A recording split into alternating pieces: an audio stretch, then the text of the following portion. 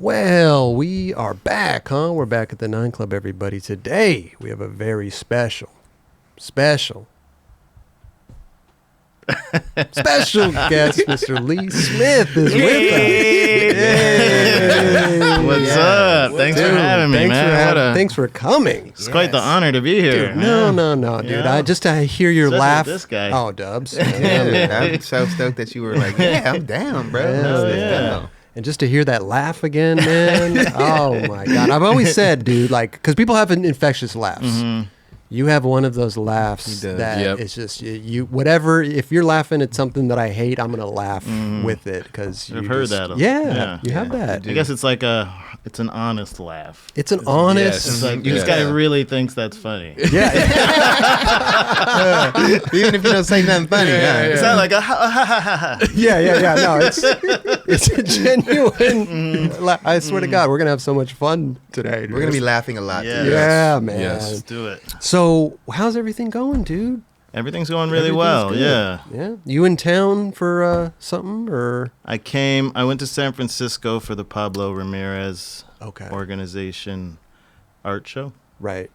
So I had a little piece in there. Okay. And then, sick. Nice. so I knew I was coming to LA, so I just added an extra stop. Because congratulations, Mike Carroll's having a baby. Amazing. Nice. So Amazing. we had a awesome. little party for him, and Amazing. Dubs was there. Yeah. A lot of familiar faces were there. I didn't get invited. I just found out about it on Instagram.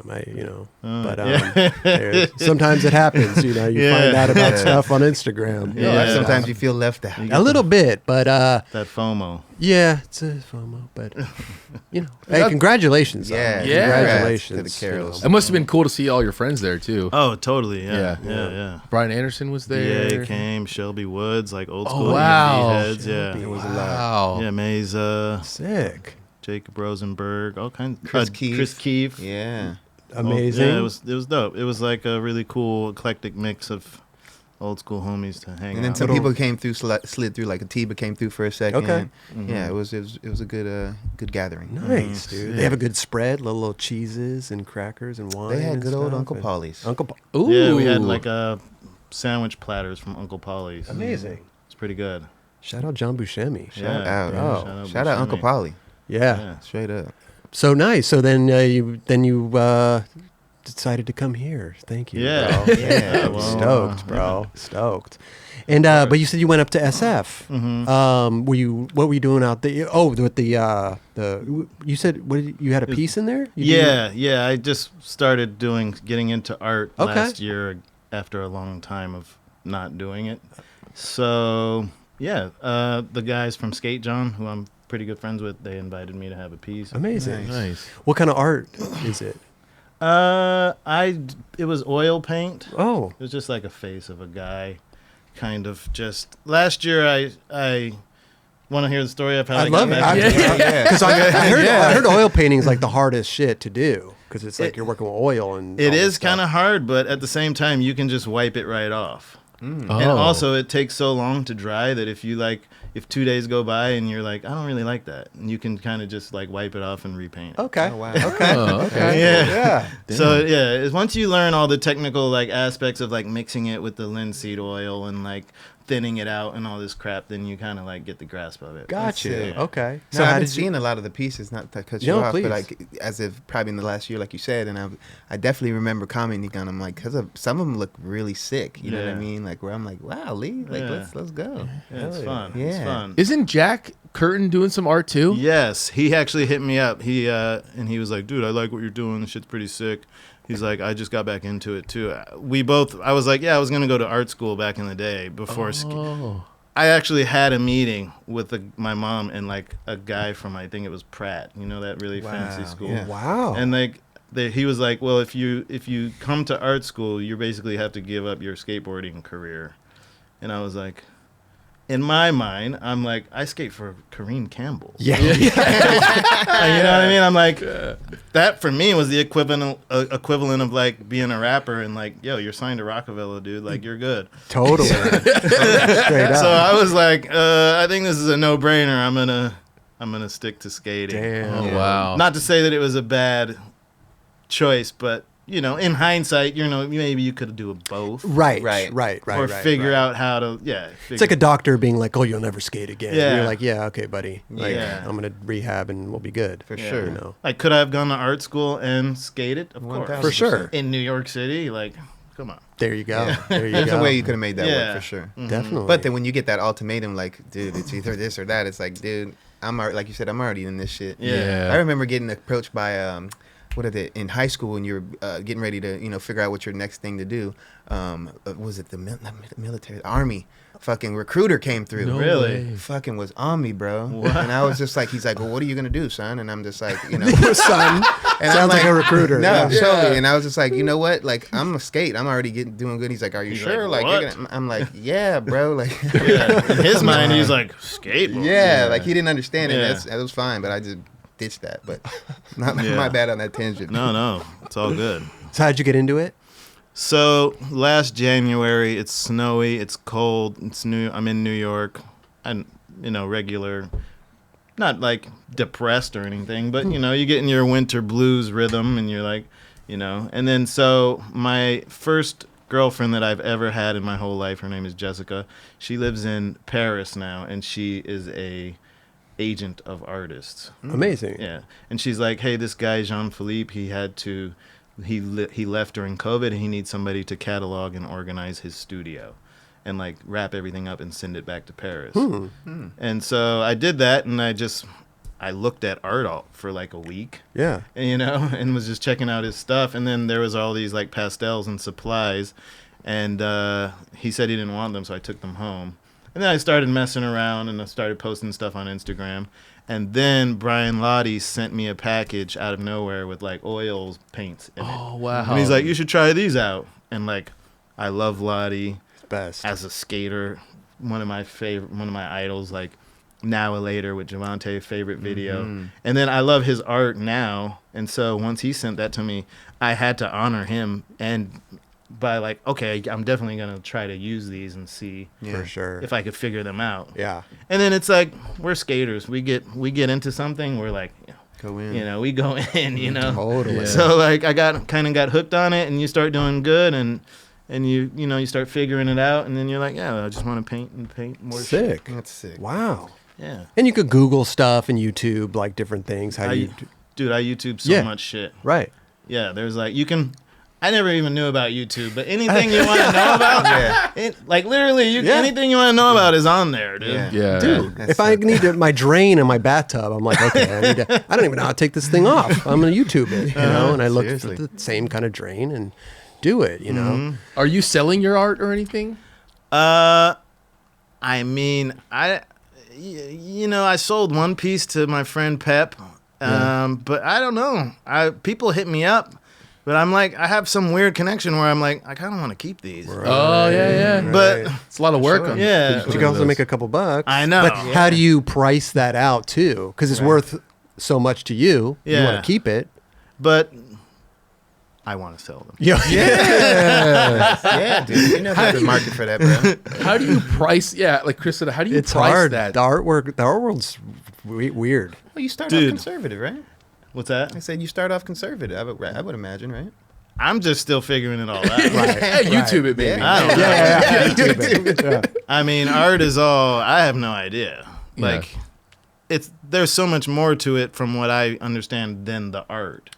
There's a lot of hype to it also. Sure. Yeah. It's like, who are you? Absolutely. What circles do you run in? What gallery you're in? Yep. I'm not even close to anything like that yet. But Right. I do But know. people are fans of you. They want to have something that you created, For sure. and Of they course. like the art, they like the piece. So Yeah. you're like, well, how is $200, $300? Like, how do Yeah. you know what I mean? Like, Yeah. that's hard And you start to to like. scale up.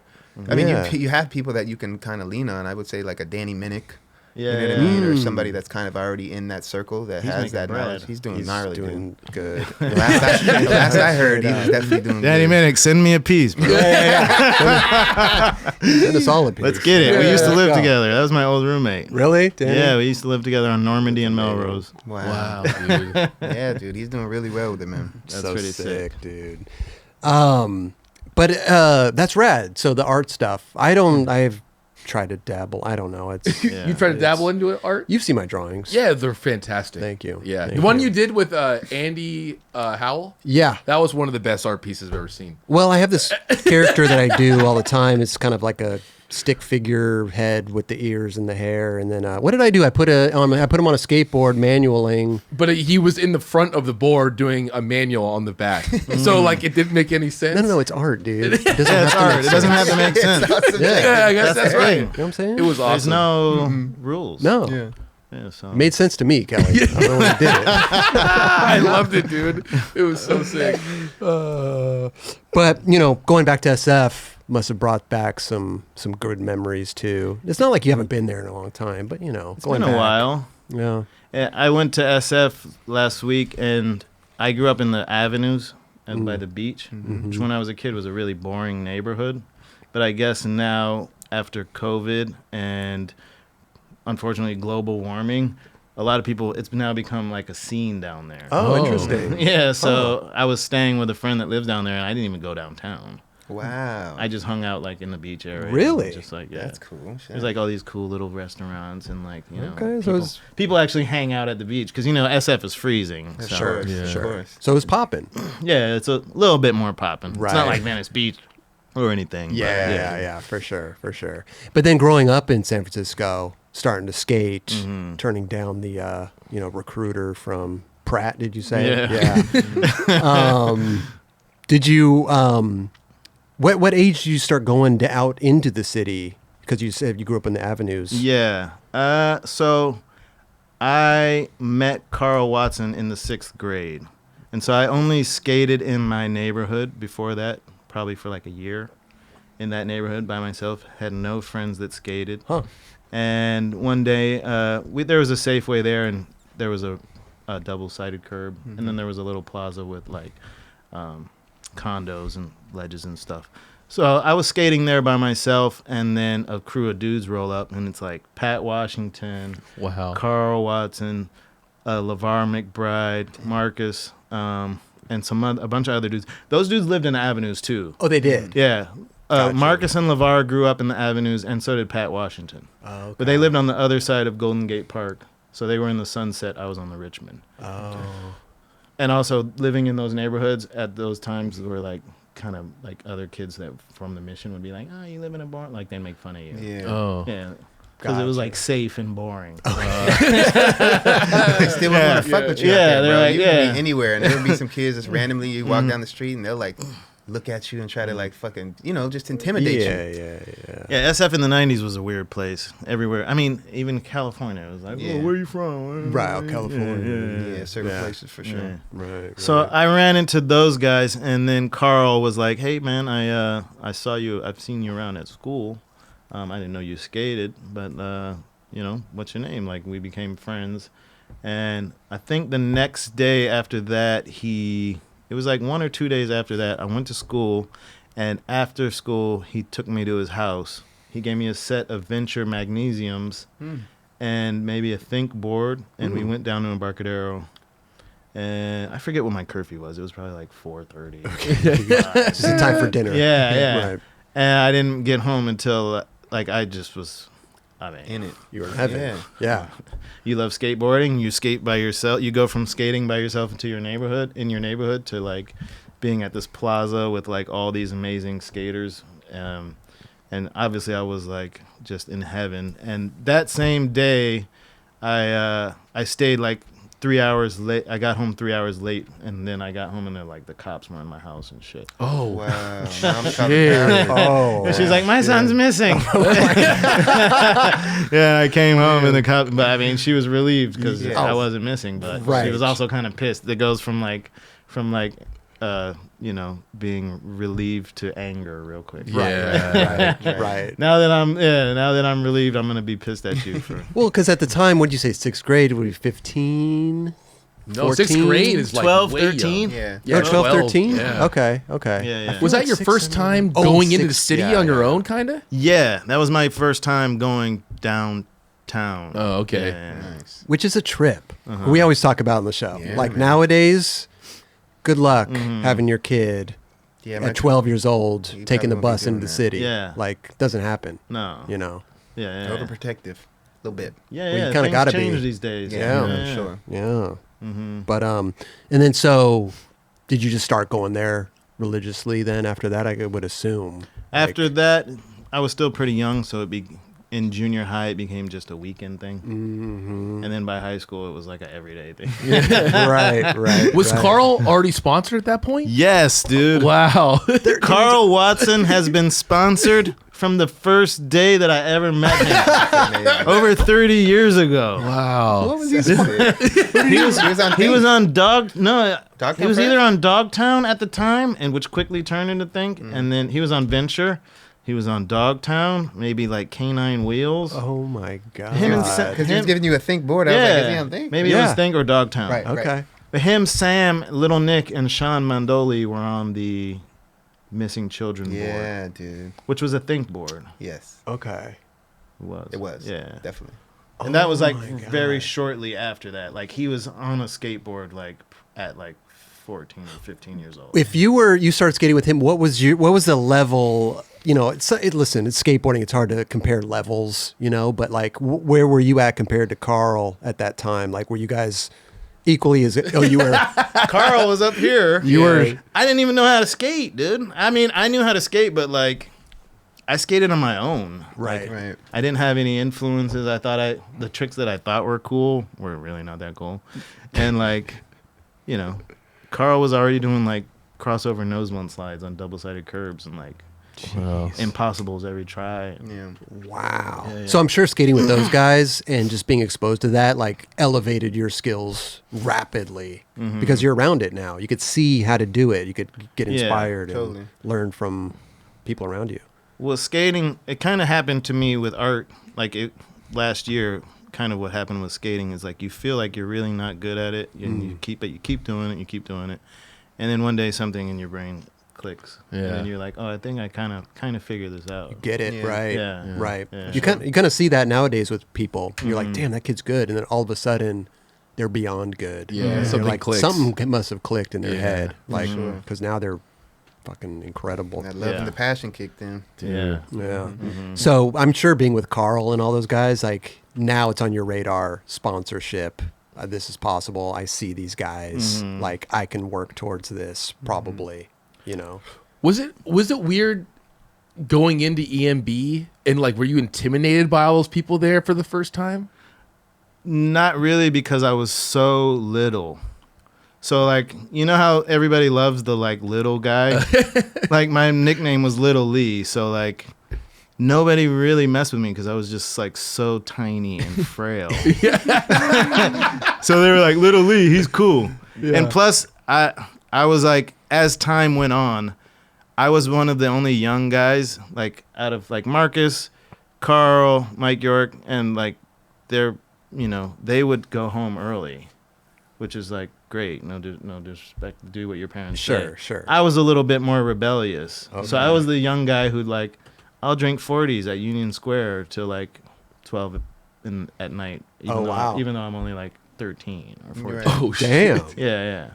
So I don't know what my point is, but I was never really intimidated by them. Yeah. Right. I mean, there was some moment, like there was some, you know, Jake Vogel was like, he could be a little intimidating, or like this dude Kamau was kind of, he'd like talk shit sometimes, but like Okay. we all became like super tight after that. Right. It sounds like you fit right in. Yeah, Yeah. exactly. Right. Give me that 40. I'm gonna, Yeah, I'll show you. Yeah. It was a really rad group of dudes, man. Looking in hindsight, like me coming in from like on an outsider, I was just like, wow, all these personalities, bro. Like it was so thinking about it now, I'm like, dude, it was so fucking sick. Yeah. So Yeah. sick. It looked awesome. Yeah. Was Kelch around that time too? Oh yeah. Yeah. Yeah. Yeah. Kelch was around. He was like the coolest dude ever.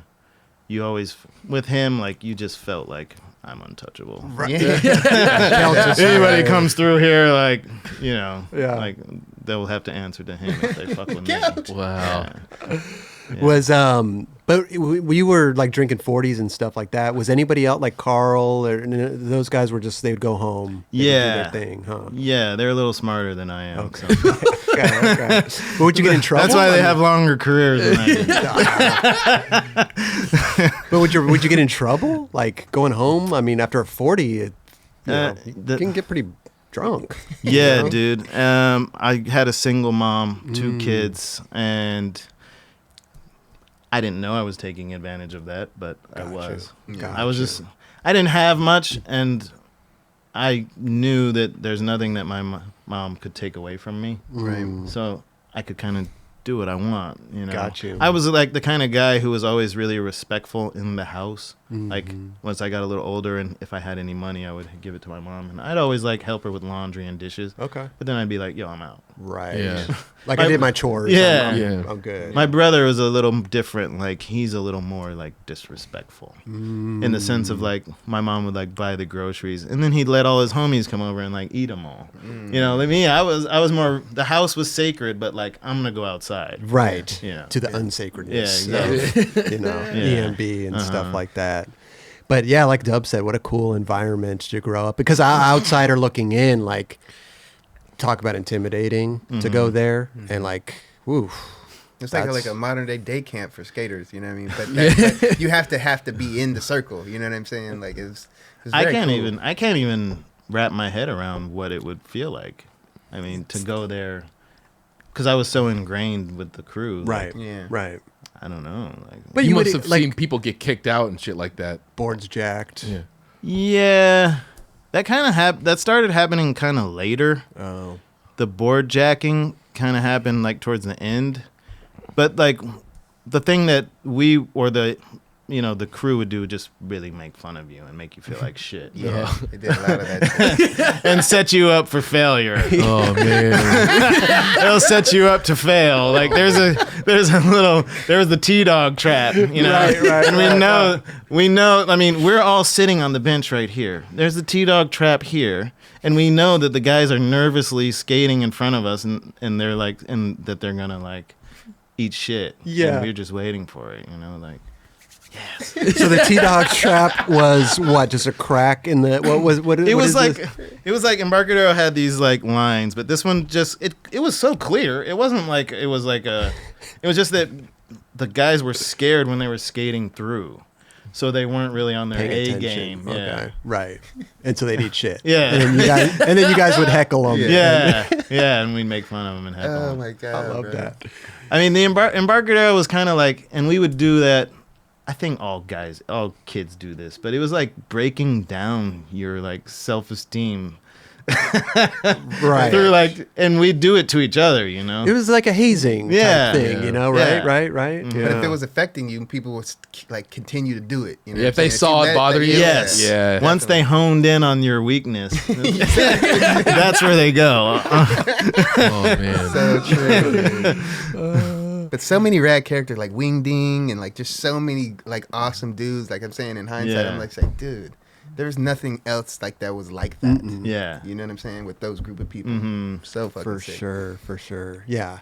I mean, I always like related like our courthouse was kind of like our Embarcadero. Nothing like Embarcadero, but we had that in like the Love Park. You know what I mean? Like we had our little spaces where we could get together and Right.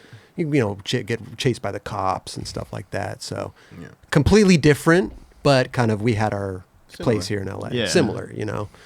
But we didn't you have guys, a T-Dog crack. No. we didn't have that. but you guys had the utmost. All the LA guys, we had the utmost respect for all you guys. Yeah. And then all the East Coast, when the New York guys came, and when the DC guys came, like dudes from Pulaski, For sure. Pooch. Okay. and, Oh, yeah. Legend. Yeah, all these dudes showed up. They were just in Philly guys, Stevie, Yeah. because it was like alternate worlds doing the same thing we're doing, like Right. same type of vibe. Kids at a plaza, city kids, not really fitting into the norms of like what society's telling them they should be, For sure. and kind of just going against society and yeah, we were all doing it. If they were even doing it like I even think there's parallels to like Sans in Barcelona, Yeah. or like 100%. For sure. or like the Dome in Paris. Like it's just kids in the city that conjugate in one area. Mhm. And skating that place like that's that was our modern day skate park. Yeah. For You know what sure, I'm for saying? sure. Like, at the time. But I think back then I had no idea that Barcelona or any of these places Of course. existed. Totally. It was Oh, yeah. all United States. Of course. East Coast, West Coast, True. North, South, you know. Well, San Francisco, we got kind of lucky that we had Thrasher there, right? Because Right. that kind of like that showcased what we were doing, and it was like right there in our like backyard. For sure. Yeah, I didn't even think about that. That's Mhm. definitely, kind of helped everybody that was in that area Mhm. kind of get to where they wanted to because they were getting that spotlight. Exactly. Mhm. And from what I remember, there was some pushback at the beginning from like Thrasher, like don't show those dudes at Embarcadero. All they do is skate at this plaza all day, like. And then I don't know who exactly was saying that, but somebody was kind of having that vibe, from what I remember. And then later on,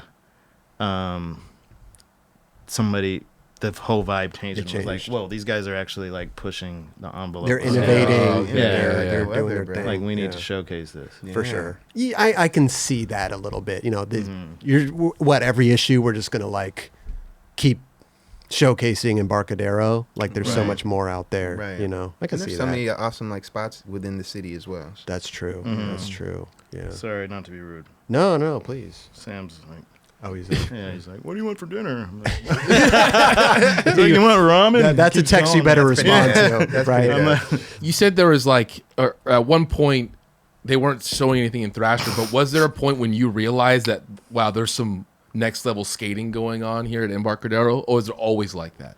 it's hard to see when you're in it. Yeah, It becomes kind of like the norm.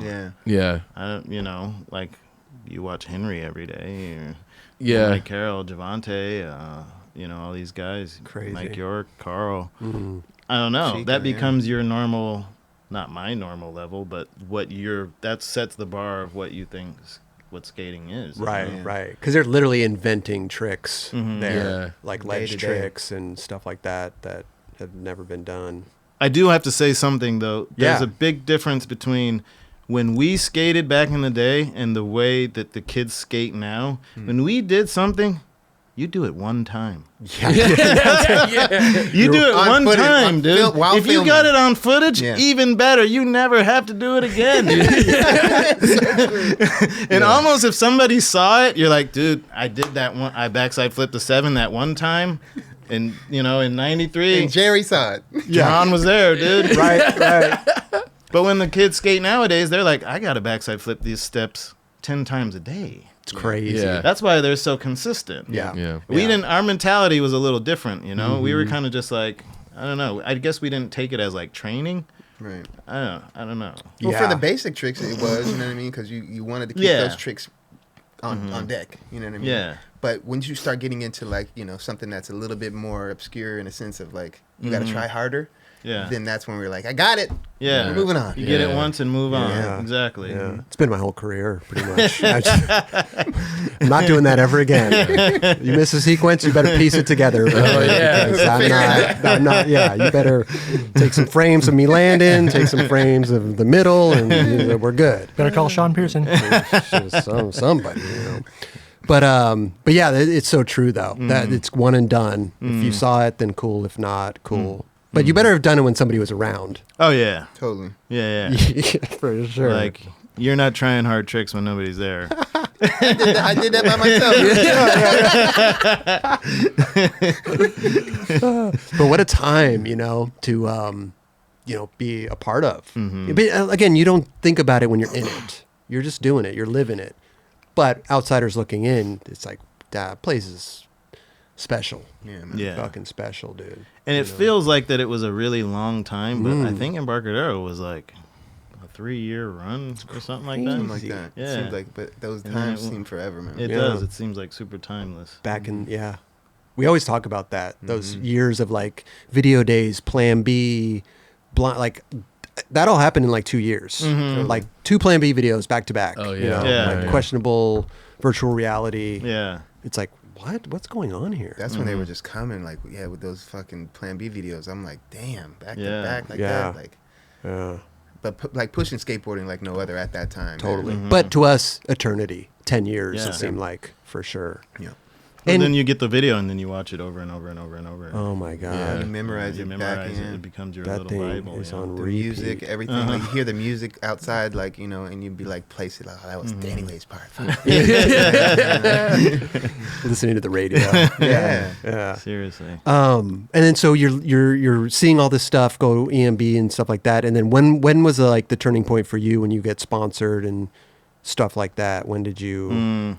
So who was it? Greg Carroll had started giving me think boards just kind of as like a big homie kind of flow. Mm-hmm. And then Gonz was he was at Embarcadero skating, and like Joey Surreal was there and a couple other guys. And Mark was like, I like your style. And I was like, oh cool. Thanks. I knew who he was. I watched a Vine video at Sam's house religiously. Right.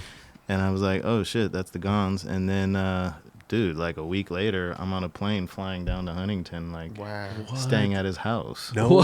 Yeah. Wow. Yeah, he sent me a box of 10 boards. Okay. Damn. I think it was like ATM Click. Oh, okay, yeah. Which one was first? I always get confused if ATM 60-40. ATM Click was first, right? 60 That was with Bagley. Yeah, exactly, Falahy. So then he sent me a box of 10 boards, and I was like blown away. And then I went down to his house and started skating and painting. We would draw a lot together. Oh, seriously? That's yeah. sick. We would like sit around, draw, like, talk shit, and then go skate.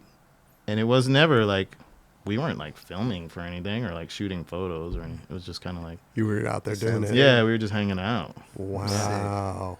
I could imagine like going down there. What were your friends like tripping? You're like, dude, Lee's going down from Mark Gonzales? Yeah. Fuck. Well, Sam came down and hung out with us, and it's so funny because years later, obviously, Sam is who he is, and they were with 4-Star and everything. Yeah. yeah. But Mark had already known Sam. Like, okay. oh, you're Lee's friend. You stayed at my house like like 15 years ago or something like Wow. that. Yeah, it was pretty sick. That's so rad. Damn. So you just started getting boards from him. How long did you stay at his house for? A week, you said? I would go down like all the time. All the time? Yeah. Huh. Go down to Huntington and just hang out with him. That's And then after a while, I started hanging out with Ron Chapman more. No way. I think I was a little too rough around the edges for Mark. He passed you Yeah. off kind of? Is He's that- like, here, take this guy. One day he had a little talk with me, and he's like, I appreciate this now as an adult, but I never wasn't tough. I'm not a tough guy. But, we were young, and, you got your hat backwards, and you listen to hip-hop, and you're from the city, and you're like, yeah, I was like 14, and he's like, hey, dude, you should, like, cool out. Like, you should like stop smoking. I would like puff cigarettes and Okay. like. He's like, dude, you should, like just be normal. Just be like a normal guy. And I forget the exact words he used, but Yeah. I think that was pretty much the gist of it. Right. It's like just cool out, dude. You don't got to be tough. And I was like, oh, okay. I was Like I you didn't weren't, think I like you were just being you. yeah, I mean, I was a little punk, shit-talking little kid, and I definitely had my hat to the side and thought I was cool, At the time. Sure. and Yeah. thought maybe maybe I thought I probably was tough until real tough guys come along, and I'm like, You got your running shoes on. yeah. But yeah, he said that, and I actually appreciate that now because I think some kids probably need to hear that. Yeah, he was Yeah. just trying to give you a little pep Yeah, talk. he was right? being Like, real. Yeah, he was being real. Yeah. Right. He probably doesn't have those conversations too often. Yeah. You know what I'm saying? Like, for Mark Yeah. to come at him and be like, you know what? Yeah. He's pipe down a little bit. Amazing. So 60-40, no, ATM Click. That was what we're talking about, right? Yeah, ATM Click, and then that transformed into 60-40. Into 60-40. 60-40 butters. Yeah, exactly. Yeah. Yeah. And then how long did you stay on 60-40 till the end? Or I stayed on 60-40 until it fizzled out. I don't really remember actually what happened. I think it was just one of those things where communication drops, and I'm up north, and maybe you don't hear from them for a little bit, and then next thing you know, it's over. right. And but 60-40 Menace team was basically the 60-40 team. Right. Joey Surreal, Billy Valdez. Well, Billy Valdez was actually never on 60-40. He was on Real. but Stephen Callis, Fabian Alomar, Amazing. Joey. And so the reason why I wrote for Menace was because I already knew them from 60/40. Got you. Okay. Yeah, yeah. Wow. So they were like, Kareem was like, we need an AM, and then they put me on. Well, Kareem came up to Embarcadero and like we skated together, and I was like, kind of nervous. Imagine. Tryouts. Yeah. Live tryouts. Kareem, watch out for that crack right there. Don't interfere. Kareem, watch out. It's a T-down crack. I don't know. And so somehow it worked out, and then I got on the team. And yeah. God, what a Damn, sick team, dude. man. Hell yeah. That was one of my all-time favorite companies. Oh, for yeah. sure. God, such a great squad. And great people, too. Fabian, Oh, Joey, every last Billy. Wow. Pupecki. Pupecki. Yeah, Pupex, Yeah. and then Javier. Javier. Yeah. Steven was ripping. Such a solid team, bro. Yeah. And Kareem he didn't skate for Menace. He was just like the boss. He was doing Wait, it. so Yeah. he didn't. He was on World, right? He was on World. At Yeah. the time, he's still damn. I He was tripping. skated He for it. was. He skated for it later. Good for him. Yeah. Yeah. Fuck, I forgot about that. Yeah. Damn, that's crazy. Uh-huh. Because was it after Menace that he created City Stars, or was that what? Yeah. It transferred into like City Stars. All City. All City. Right, All City. right, Yeah, right. yeah. All And City. then City Stars. It was like Stars. Menace, MNC, Mm-hmm. All City, City Stars. That's right. I would always wonder why. I mean, nowadays you get older, you know, okay, well, maybe the trademarks weren't obtained, and there's certain business aspects why people change their names, but I loved Menace, but I wasn't mad at All City and everything, and sometimes it isn't time for a change. Wasn't there like also. Menace jeans? I think it was a rave clothing company. Yeah. Yeah, that's what it was. So Menace was like a rave clothing company, already had the name, and then I think All City was Rap Russell group. Simmons. I thought that was a rap group. Too. Yeah. Oh, was it? Mhm. Yeah, I thought there was like a clothing brand from like Fat Farm, All City, or something like Possibly, that. yeah, don't I wouldn't know. doubt it. Yeah. Huh. And City Stars. I like City Stars better than All City, I think. I think City Stars was a better name. City Stars is a good name. I think it's a Yeah, good name. Yeah. City Stars is Yeah. a good name. for sure. Who did that rap song with the city? Joey. Joey's. Joey, Yeah. that's what it When was. you're riding with Yes, the City Stars. yeah. So sick. Yeah. Dude. And so you just kept going from Menace to the other teams. Yeah. Wow. I just hung in there. Yeah. And I got on the team right after the video, the Menace, when they with the Takao with the Method the Man. trilogy. Such a good. So I wasn't in that, and then Oh, isn't it that in 20 shot? That's 20-shot sequence. It was 20 shot, and then they had a little section. then we had the Trilogy. little That's what it tiny was. section in Trilogy. I was in that one. Yeah. And then we were supposed to do, and then there was like a 5-year gap between that, or more. 5 years between that and then like the City Stars video. Wait a minute. I'm trying to think. What was the one that you were talking about? Was that in 20 shot? When we first came on the scene, That There we was go, 20 Matt Naylor. shot, yeah. that was 20 shot. Right? Yeah, I believe I so. believe Yeah. so. Okay, Yeah. okay. That was the Green. first thing in 20 shot, and then we had a little snippet in Trilogy, I guess. You skate to that Jay-Z They used song. Jay-Z. Yeah, Ain't yeah. no one Yeah, I that got, was dope. No one can use Right. that. Oh, I always so Yeah. did the music back then. I'm Yeah. sorry. Oh, I'm yeah. sorry. It's nothing like today. I always tripped out looking at those videos. So like video coming soon, and you're like, yes, and then 5 years later, go down the line, right? You're like, where's, Yeah. That became my most hated question. It's like, when's the Menace video coming out? And I'd be like, I don't know. You guys entered the poontang and you couldn't get out. Exactly. Hey, Or you the did- videos just never come out. Yeah. It's Yes. like one of those that happens too. Mm-hmm. But fuck. I mean, you guys had an epic team, and when you guys did eventually put out a video for City Stars, We did. yeah, that was very good. The vibe was completely different then. Yeah, And not that it was bad. It was just like it was another team. Yeah, It's a whole new ensemble. It's a whole new team. That's when Paul, Mikey, Yeah. who else? Devin. Oh, Devin Devin Calloway. Mikey Taylor. Mikey Yeah, Mikey Taylor. Right. P-Rod. It was sick. You guys still had the OGs like you, Pepecki. Wait, what's Spanky on? Not the country. Not- Spanky was Yeah. on. Spanky? Yeah. Not at that point though. Spanky was on. He wasn't In the on near he was- future. Yeah, he wasn't on in that video. Okay. That Just in case. just in case. Gnarly. He was dope, dude. Best name ever. Yeah, Super best name good. ever. Super good, bro. Just in case. Were you, because obviously this stuff's going on and you're just going from team to team, and then like a new kind of ensemble comes in. Were you like tripping, or were you not even caring what was going on back then? I was tripping, and it wasn't really working for me. Got to be you. perfectly honest. Got you. And it has nothing to do with those guys. It's just like, you know, I think my time was kind of just, I don't know. I got to a point where I was just kind of like burnt on the whole situation. I wasn't skating well. I wasn't living properly. Like I should have, in reality, like it came a point like I was am for like so long, and I'm like struggling to get by, and I'm like living in LA, and I should have just like gotten a job or something. Right. Because it was like 5 years of just Right. like trying to get by, hoping this thing is gonna work out. Did you ride for Santa Cruz after that? I did. I actually had a good little like burst of like, you know, I put out that FTC part, and then, Oh, that part was awesome. thank dude. you, and Yeah. then and then kind of got hooked up again after that. But I can relate to that though, because I was a late pro skater, and you're right. I mean, like in hindsight, you probably should have gotten a job. I mean, I'm talking about myself also, but it's always like, okay, it's gonna happen soon. Yeah. It's gonna be this, Yeah. or maybe, hey, I'm coming out with this, so now they're gonna turn me pro now, and that conversation just kind of never happens until you have to kind of go in and be like, hey guys, yeah, I'm here, you Yeah. know, which kind of I had to do, but I can relate to that, you know. Yeah. It's kind of this like weird, it's going to happen tomorrow. No, tomorrow. Yeah. No, I feel you. When did you turn pro?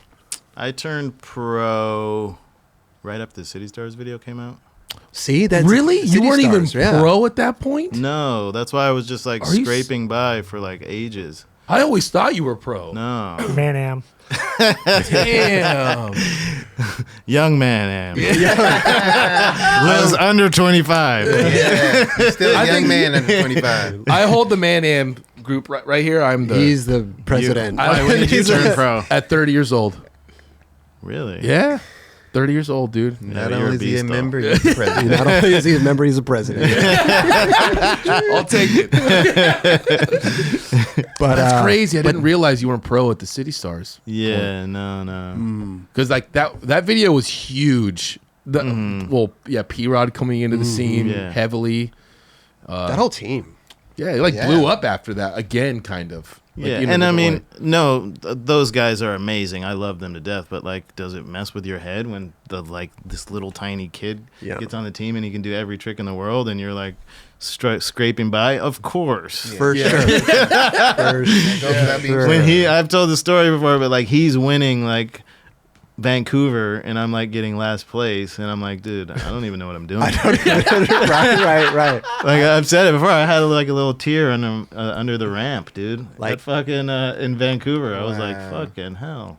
I'm Don't talk about reality check. right. God Yeah, that could play on your mind Yeah. for sure. No doubt. I can see that. You didn't have like a shoe sponsor or anything back then, or I always got shoes. I got Duffs, and then I got Actions. yeah, okay, I never was fully on the team or anything. yeah. Damn. But And you then I know- got Lakai's after that. Oh, Lakai's, yeah.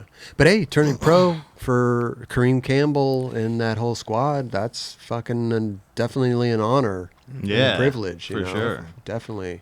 And you must have been psyched when that happened too. Yeah. You were like, oh, finally, you know, fuck. Sometimes it's like worth the wait. You know what I mean? Like Yeah. it's Yeah. Although it was over 8 months later. well, that's right. It was 8 months after the fact. Well, Fuck. But that's, yeah, I don't know. That's business. Yeah. Hey, Lee, do you still have your City Stars chain? I have the MNC pendant. Damn. I have it. Well, how much I've that tried to go sell for? it a couple times. You tried to. still a value. I had the city. There was a City Stars one, but I don't have it anymore. Oh. It was like white gold with diamonds all over it. That's sick. You don't How much you get for that? Yeah. How much did you get for that? I pawned it and then I never bought it back. Oh, shit. Sometimes you gotta do what you gotta do. Sometimes bro. you gotta do what you Yeah. gotta do. I wish I Yeah. still had that one. Though. Yeah. Damn. They've shortchanged me. Maybe somebody who's watching this picked it up at the pawn shop. You know, Mm-hmm. weirder things have happened. Yes. No doubt. But so you turned pro 8 months after, and then what happened at the end? Because you went to Santa Cruz. Yeah, City Stars. I don't really know. It just kind of was on a hiatus, I guess. And then that changed, and then I was kind of just floating around for a bit, and then I got, You were living down here. Yeah. You were living down here. Yeah. Yeah. Yeah. And then a couple of years later, I got on Santa Cruz. Oh, it was a couple years It in was between. yeah. It was like a little. Yeah. There was. When you said the FTC part came, you had a burst. Yeah, I had a come little out. burst. Because what year was the FTC video? Like 2000. 4, 4, 5, something like that. 2004 or 5. Yeah. Wait a minute. Because there's been a couple FTC videos. That was Yeah. like The fine line between love and hate. Is that what it was Yeah, called? Third- Jack is that Curtin the- had a part. Yeah. that's Yeah. the third one, right? Third or fourth. Maybe a It could be the fourth. fourth Yeah, one, fourth. I Yeah. think. Yeah. Okay. Yeah. I remember going to that premiere, actually. They had one down here. Mm-hmm. That was sick. But yeah, part was awesome, dude. Yeah. Thank Yeah. you. Yeah. Were you still down here when you got on Santa Cruz, or would you go back I up was. to SF? I was kind of up in SF. Mm-hmm. I went up to SF because I needed a job, so I was working at Huff. Oh, okay. It was kind of a mess, dude. To Really? be honest, I was like, I was supposed to get a job at Supreme, but I never got the job. And then they gave Hobbs got the job. Okay. Much respect to Hobbs. He probably did a better For job sure. than I would have at the time. He's still there, so yeah. And then I went up and I got a job at Huff, and then I was hanging. That's how I got on Santa Cruz, because I was just being up north and like skating. Oh, for okay. FTC and Got stuff. you. Oh, Yeah.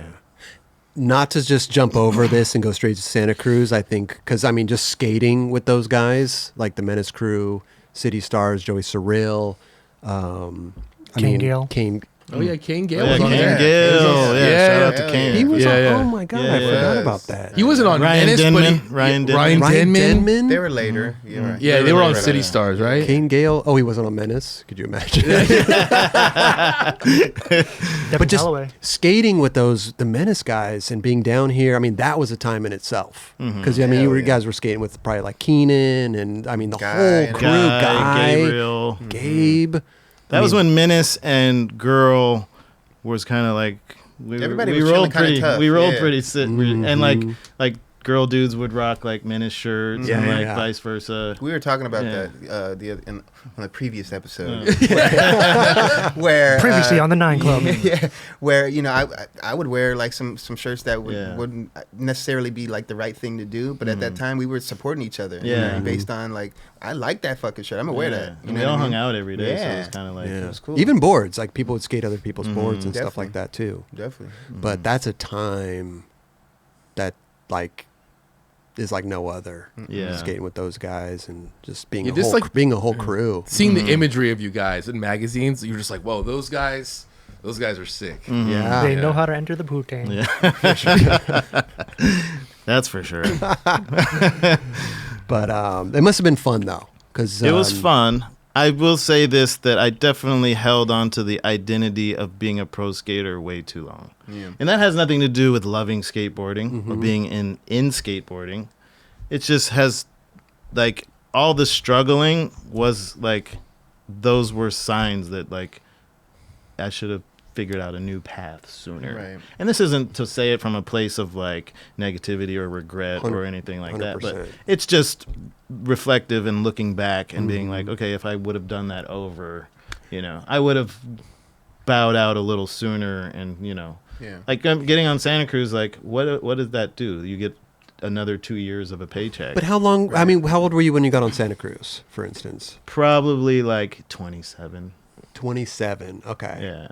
Yeah. I mean, 26, 27. I understand what you're saying. The Santa Cruz era, For sure. I think is when, for me, watching you my whole life of skateboarding, I was like, wow, he's pushing himself. Later on, I was like, he's really doing his best right now. You could tell you were focused more. It looked like back in the day, you guys partied your ass off. Yes. And like skating was fun, and you would go out and get your shit. But at the end of the day, let's go Skating drink- was definitely Yeah. like kind of secondary. Yeah. I mean, back in those days, if you like if you took it seriously like an athlete, dudes would make fun of you. This guy's going to bed early. That's so true. That's real talk. They're like, what? He's stretching? Going to the gym. He's got a membership. That's true. That's so They're true. like, what's wrong with this dude? Totally. He's on some jock shit. Hey, It Pretty took, much, it took yeah. a while for that to be like, Yeah. oh, that's good. Oh, he's over there Yeah. doing his okay. He's got the foam roller. Yeah. That's so true. Dude. I think you could always look back in hindsight. Like, there's so much stuff that I probably could have done also in my career, but again, you're in it. It's a time. It's all around you as well. Nobody's really starting to take that path. Yeah. So are you going to be the first one to deviate from Right. the group? And Yeah. what, Lee's going to get a job? Like, Yeah. you know what I mean? So Yeah. I can understand at the time everything's good. Maybe you're struggling, but it just wasn't. Because I mean, I kind of was in this. I mean, listen, the chocolate came later for me. I wasn't like sponsored early on. It wasn't. It was kind of the same thing, you know, where it's like I did have a job for a while. I was a milkman at a health food store, you know, because to get by, and then I would go skate, you know, and then finally the chocolate thing happened and stuff like that. But yeah, I mean, I don't know. I think like. I don't know. I think it's hard, especially when you're like a kid, you know, Oh yeah. to try to make a grown-up decision. Yeah, of course. And you know? don't think how we think nowadays. No You live in way. you don't think. You never think in forward terms. You just think of like In the what's now. Yeah. Totally. Like I want to land this trick, and then I want to go to AD tonight, like or Dublin's. Like I hope as we far- can get in. That's yeah. as far as you thought. Tonight, what are we doing tonight? I'm going to Dublin. I'm going to Dublin. Like yeah, then you don't think past that. Tomorrow, I'll worry about that later. Totally, when it totally. comes. But back then, Lockwood was a big spot. Oh, yeah. I'm trying to think what other spots were Los around back then. Feliz. Los Feliz. USC. Yeah, USC. Yeah, Yeah. USC. Yep. Yeah. Did you- I mean, I always trip out that you guys, were a part of that, but like you guys saw all these tricks going down. Like you must have been there for a lot of like gnarly tricks. Yeah. Was there some tricks that stand out to you that you were like, damn, I was there that I hate being that guy, but I am that guy. Like I'm like, I was there that Yeah. day. Like I mean, nothing comes to my like. What's the one gnarly? I don't think I was there for the Keenan switch flip. over the I think I was table? around those days, but I don't think I was there at that exact moment. But Yeah. saw a lot of Carol stuff. Yeah. Obviously skating with him a lot, and then just seeing. I saw a lot of gnarly stuff at Embarcadero. I'm sure. Oh yeah. Shit was being done on a day-to-day Yeah. basis at that bitch. Oh, here's something because like you guys, when did you move down to LA?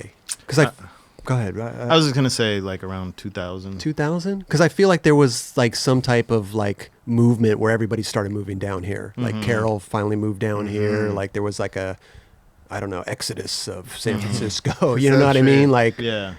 were you a part of that, or were you down here before everybody started moving down?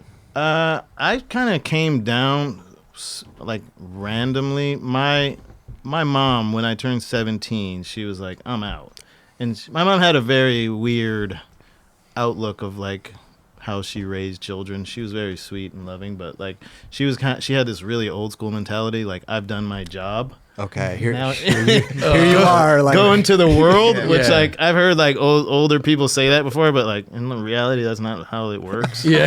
Like, you're not just gonna send your kid out Yeah. into the world Yeah. when he's That's it. 18. Like later, buddy. Yeah, we'll see in about 10 years. did my job. Here you go. Yeah. So my mom moved away to Arizona like when I was like 17 and a half or something.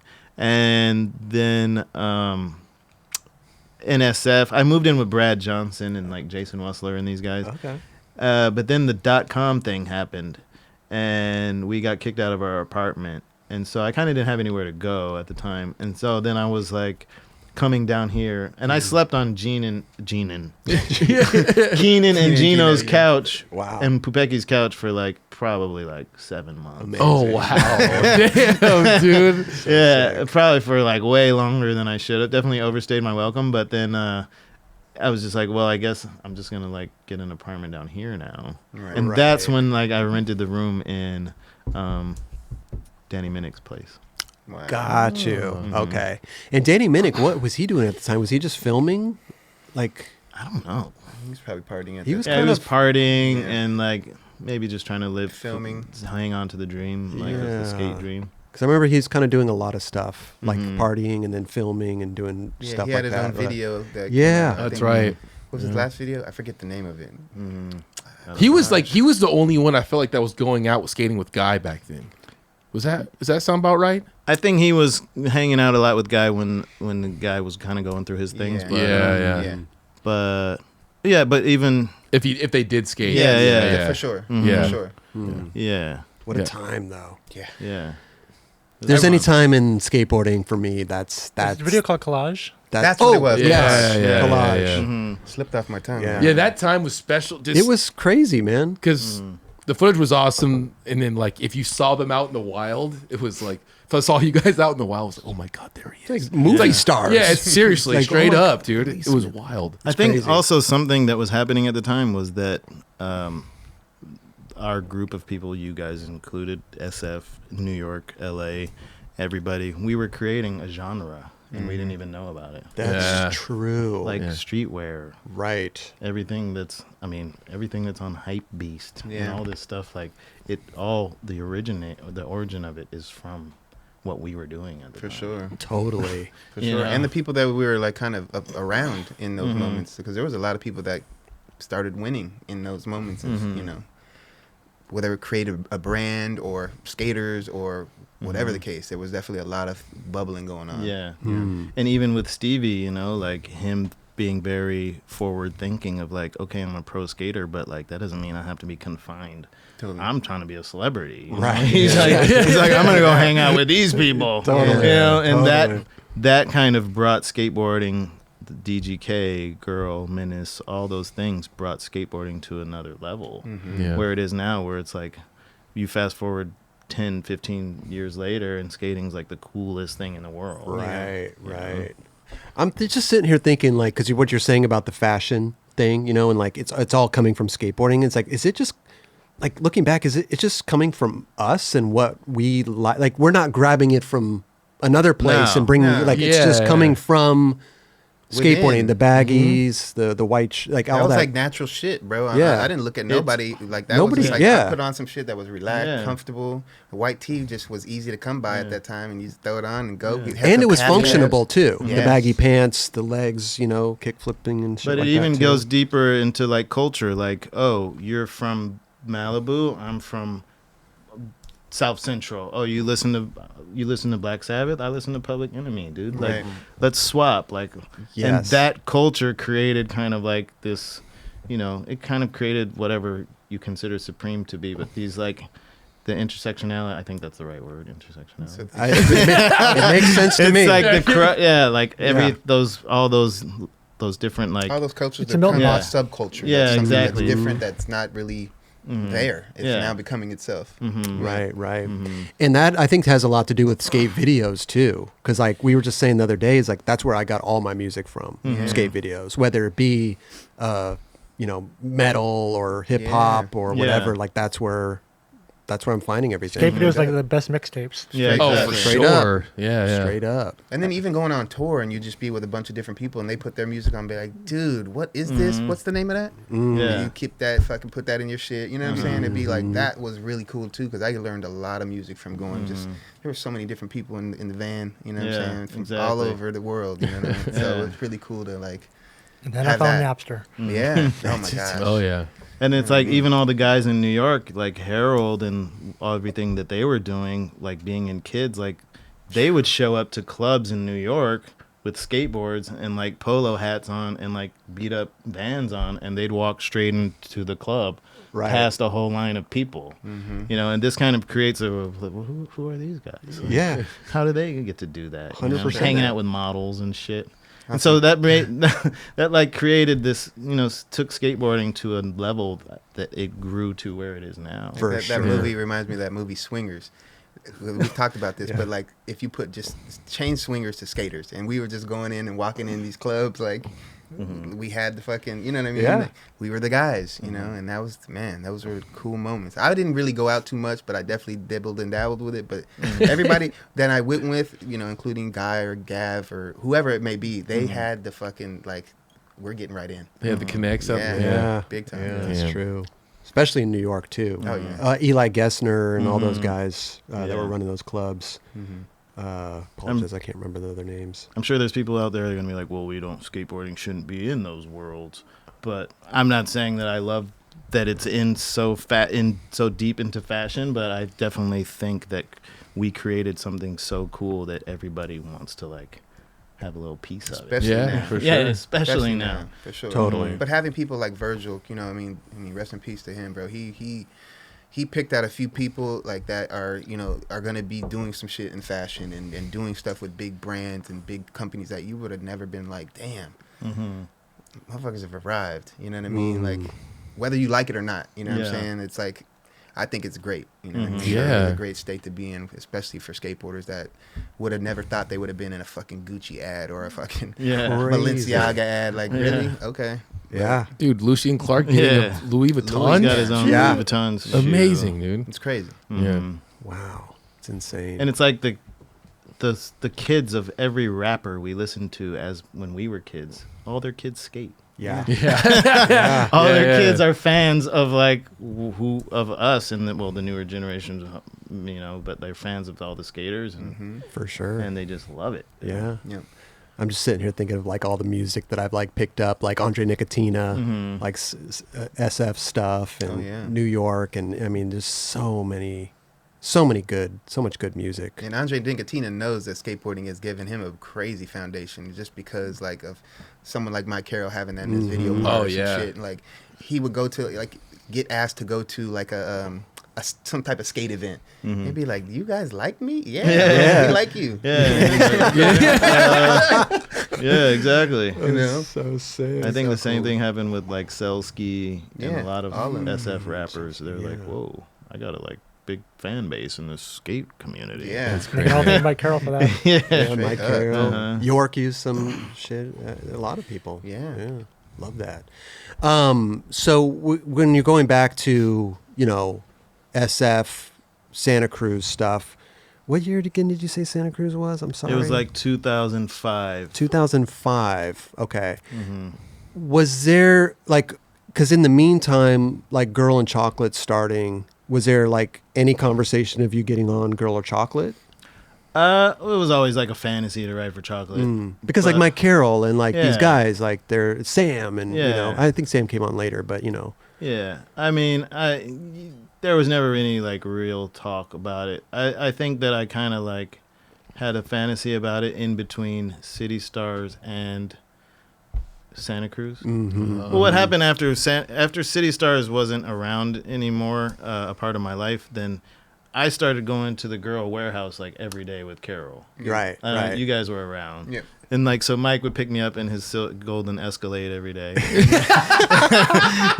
Every day. And if Mike wasn't available, Scott Johnson would come through. Thanks, Scott. So one of those guys would pick me up, and then we'd go down to Girl and we'd skate the park. And it was fun, man. And my skating got better because of doing that. Yeah. And then I kind of toyed around with the idea, but yeah, I sometimes had a bad attitude back in the days. You know, you could get a little chip on your shoulder, and like maybe that's not the best way to be when you're trying to, you know, get into something. But it didn't happen, and that's completely fine. Right. Yeah. Because I think a lot of people, when that first started, I was surprised. And this is also from outsider looking in back then too. I mean, I kind of knew all the, you know, growing up in LA, you'd be friendly with people and stuff like that. But there's a lot of people that I thought would be on that wasn't, Oh, yeah. you know, and I was like, whoa, like Henry Sanchez or Lee Smith, or, you know, there's LeVar even, or, you know, there's a lot of people that I was like, that totally makes sense. I wonder why that never like came to fruition. Even or Kareem and anything. Shiloh. Kareem and Shiloh. Oh, I mean, yeah. perfect. Yeah. Did they talk to Kareem about getting on Chocolate? I'm pretty sure. From what I know, yeah. Wow. But the story I always heard was that Kareem wanted Shiloh, like a package deal. Yeah. Oh. And I guess they were, I don't know, maybe they didn't want Shiloh. Yeah, Well, don't I know mean- if that was the case. That might be the case. Because Chocolate started a year after Girl, pretty much. But even Girl at the time, it was still a stacked team. It's like a lot of people on there for like a company. 11 of us. 11. Yeah. Yeah. Give or take. For a startup too. It's For pretty sure. gnarly For sure. to, you know, paychecks and all that stuff. That's But, why I could see some people having hesitation, but at the same time, like, I think based on who was like going at that time, it was like, this shit's gonna work. Bro. Yeah. You know what I'm saying? Like, yeah. Because I think I've heard like Henry was gonna go, but then Yeah. he was already getting taken care of through. he was really like World. getting a lot of money at that time, and I Right. didn't think that he was like willing to sacrifice that. You know what I mean? Like, he was comfortable. Right, right. Yeah. Which, you know, good on him, you know, for making sure. the money, for For sure. sure. But yeah, I've always wondered stuff like that, you know, Yeah. because there seems to me like there should have been more people to come over as well, you know. Sure. But, behind the scenes, it's like relationships are a little, we're all humans and we're all a little bit wacky. So For sure. behind the scenes, the relationships can be a little, Yeah. a little strained, A little at tricky. times. Yeah, a little Yeah. tricky. Exactly. Totally. I think that probably has a lot to do with what you're wondering about. Yeah, no, I've just always, well, I think it would have been great on there. Thanks, man. For sure, I as bro. well. Yeah, me too. Really? Yeah. So they Oh, asked you man. and turned them down. He said, nope, Santa Cruz is over here. We're good, man. Is that when Welsh was on there? Yeah, he kind of got on like a little bit because Jake Jones, do you know Jake Jones? Shout Yeah. out to Jake Jones. He hooked that whole thing up, and we were all hanging out in SF. And Welsh was, I forget, maybe it was before Expedition. I don't. Yeah. Aesthetic. Maybe he was like floating around. It So was then, right Yeah. between Aesthetics and Expedition. yeah. So then they put Welsh on, and then I personally picked Alex Carolino and Florentine Mark. That's why they Oh got on. yeah. Yeah. Wow, that was because of you. Yeah. Amazing. Wow. I was like a big fan of the Lords. Yeah. Oh, Lord, yeah. I used to best. watch that video every day, and I was Psycho. like, Such a good these guys video. are fucking sick. Nobody Yeah. gives a fuck about us or Yeah. something. Yeah. And the you one know, before that impactful too. video. Yeah, there's that one before was good too. So I went out to Europe, and I always kind of had this weird vision, because at that time, dude, like European skate scene and American skate scene like had nothing to do with each other. Yeah, Yeah. totally opposite. Like there was a couple guys. Obviously, you have Jeff Raleigh, Arto Sari, the big dogs, but like. but they Right. made the move. Yeah. Yeah. Yeah. Like there were companies and worlds out there and rippers and legends that like nobody had ever even heard of. Nobody. I remember hearing about Jeremy Dacklin. Yeah. And you were like, but he was like the big guy out in Europe, but like no one really knew about him out Well, here. he's over Yeah. there. Yeah, Yeah. And it was You so know. weird back then. Uh-huh. But it What do you was- mean? I knew about when useless wooden toys. Was he in that? Yeah. Oh, I didn't. Yeah. I didn't Amazing know. part of that. At my point, when I was growing up, I didn't know about him until Yeah. Cliche came around. Yeah. Right. Anyways. Right. And Cliche was kind of one of the first companies to really break that through Yeah. that. Yeah. They opened the door for sure. They Yeah. did. And Yeah. so I kind of like had this vision of didn't really have a clear vision, but I was always wanted to be more involved with Europe. Amazing. Yeah. Bringing those guys on. I mean, those guys, Fuck yeah. Flo and Alex Caroline. Dude. Man, those And guys- William Fan also. William I don't know if Fan. you What remember. is- He was on there too. Did you guys have He- Tommy Finn back then? We had Tommy Fenn. He got on a little bit later. But William Fan was kind of, he was on a little bit, but I don't think it ever like fully popped off the way he wanted it to. Were you guys- or the way I wanted it to. Were you be. guys taking them from like European companies, or were they No, those dudes had no sponsors. no sponsors? Wow. What was the sister company of Alien? Oh, Habitat? Seek. Seek. Yeah. They rode for Seek, and then that went. Then that Yes. ended That up, was ended, right. and they were just kind of floating around. And I was like, dude, these guys have no sponsors. Like, They're incredible. grab these dudes. William Fan front 360 flip Yeah. board and bodies and like Yeah. on flat. Like I don't think crazy. any of us were like fit the Santa Cruz image, but But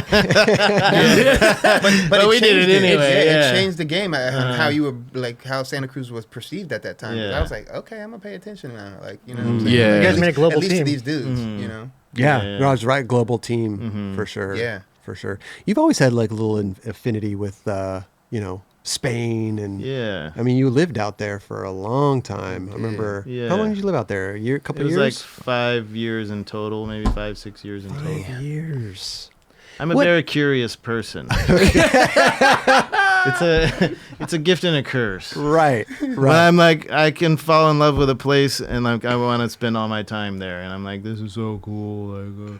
And so I went there and I became obsessed, like most skaters that go there. But I'm just Right. one of the only idiots that actually like stayed there. That stay there. I don't think you're an idiot at all. I mean, I did a 6-month stint there. You know, Yeah. I rent sublet Kenny Hughes' room out and everything. But it's just when you're a skateboarder and you go to a place like Barcelona, it's such a magical. It's a culture. Yes. Skateboarding over there. So Yeah. I would go out every summer. And then that one summer, I just extended the ticket and I was not looking back really. Yeah. And was that kind of the same with you, or did you go out there knowing you were going to move out there? Well, I went out there knowing I was going to move out there because I got on Santa Cruz. Because I was Okay. working at Huff, and I was like, always kind of had Barcelona in the back of my mind. But then once I got sponsored again, I was like, peace. You're I'm out. I gotta go for bucks. Going to And Barcelona. It's cheap out there too. Yeah. You could rent a place Hell for like yeah. 100 euros. Exactly. You know, for Was sure. it that cheap back then? It was. It's pretty cheap. I think dude. I was subletting Kenny Hughes' room for like 200 euros. You could rent like a nice room for like 300 euros. Wow. That's Yeah. amazing. Yeah. Not the same anymore now, huh? It's probably a lot more. Is Probably it? not that much more. Yeah. It's more expensive, but not that much more. Oh, okay. Right. Yeah. Now it'll be 500, 600. That's crazy. Exactly. Wow. Exactly. So you went out there knowing you were. I went out there knowing that I was gonna live out there, and You knew people out there already? From know- just going out there? I know a couple heads. Yeah. But it was funny because I went out there, and some friends from SF, like Matt Jones and my good friend Marina that I grew up with, they came out with me, and we like had this whole Spanish like summer, Okay. going up the coast and skating and hanging out at Mach. But you're hanging out with your friends from back home, right? It feels Right. amazing. And then winter came, and everybody went home. And like, and like, you know, I mean, winter in Barcelona is not the worst thing in the world, but Sure. like, it's like, it's not, you're not going to the beach anymore. Yeah. And like, you know, it's kind of gray and it's a little chilly, and you're like, and then you're like, oh shit, like I actually live out here. And, like, I don't speak the language, and like, I don't know anybody really. Right. Totally. Wait, do you speak fluent Spanish now? Sí Or que hablo español. I remember because like you were going out there He's all before, in it. and I remember going always, you know, every summer I'd go out there, I'd be like, Lee, Yeah. you're still here, and then you know, and I would see you transform into this Yeah. Spanish speaking dude. You So know, when that winter came and I was just out there kind of hanging around, I hung out with Enrique and his crew, the Sans dudes. Enrique Lorenzo, yeah. And so I hung out with those guys for like a year straight, just like listening to them talk and like not. I hung out with them for like a year straight, going to their birthday parties, hanging out with them, and dudes, like one guy spoke English. So it was just like, you know, like, Just had I'll take the beer. Yeah. cigarro? Yeah. And so it was like, yeah, it was like that for like a year. And then the same thing, kind of like the art and the skateboarding. All these words are floating in my head. And then one day they started kind of like, Making sense. yeah, making Putting sense. it Right. together. Yeah. Yeah. Because I feel like first comes understanding, then comes putting together a sentence in Spanish. You can understand more than you can speak it. Yeah. You know.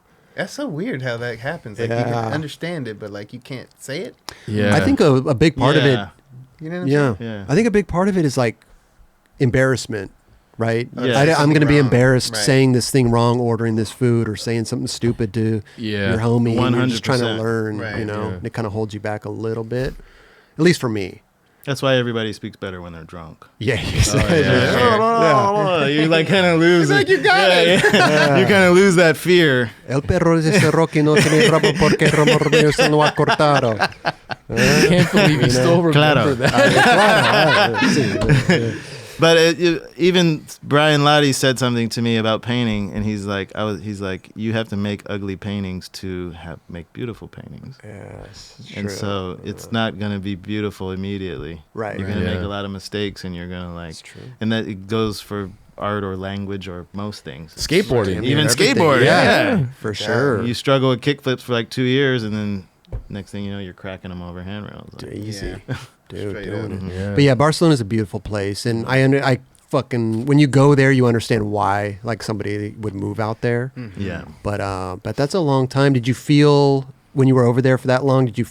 Would you come? You would come back. I once in a would come while. back. Yeah, I'd come back. I felt really torn between the two countries, the two I was places. gonna say because did you feel disconnected when you were out there for so long? Disconnected from here. From here, yeah. Yeah, but I always felt like I was like missing one or the other, and like I had this vision in my head of living a transcontinental Yeah. transcontinental life, Yeah. which is why I did the FTC Barcelona out there. Yeah. Oh. Yeah. Shout out FTC Barcelona. Yeah. That was rad. Did you It's still help there? launch That was that? really rad. Yeah, still that was there? like my whole idea and everything. That came from me wanting to like actually live out there and Right. like try to build a life. That's what I remember. Yeah. Okay. Right. Yeah. That's so sick. And they trusted you and your, what you were trying to put together, which is Yeah. great. Was that going through Kent? Yeah, we hit up Kent and like kind of just like franchised it. Okay. And like, yeah, So sick. yeah. It's dope. It's dope. And it's still there, and it's fucking. It's still there, yeah. They moved recently, right? I thought I they. believe so. I don't really keep Oh, too much you're in not touch with involved them. I'm with not it? involved with it, Okay. but yeah, it's still going for Okay. sure. Okay. Amazing. Dude, this is random. On you know, there was FTC in Sacramento. Mm-hmm. Is Eddie that worked there? Mhm. Eddie Lee. I don't know if you knew this, but I don't know if it matters, but he's cousins with Bobby Lee. Oh, okay. And Wow. I was just like, what? Who's the? Bobby Lee? He's like Comedian. a famous Oh, comedian. okay. Yeah. But I was just like, what the fuck? How small world. Yeah. Yeah. that's funny. But Well, their whole FTC family skated and stuff. Yeah. Bobby Lee's. But FTC is a great shop. Yeah. Yeah, dude. What year did you move out there? Was this the same year, the Santa Cruz thing? Yeah, So I moved there early in, like, 2000s. 2005, 2006. I'm trying to think, because there was a point in time in skateboarding where you could live anywhere in the world and do it.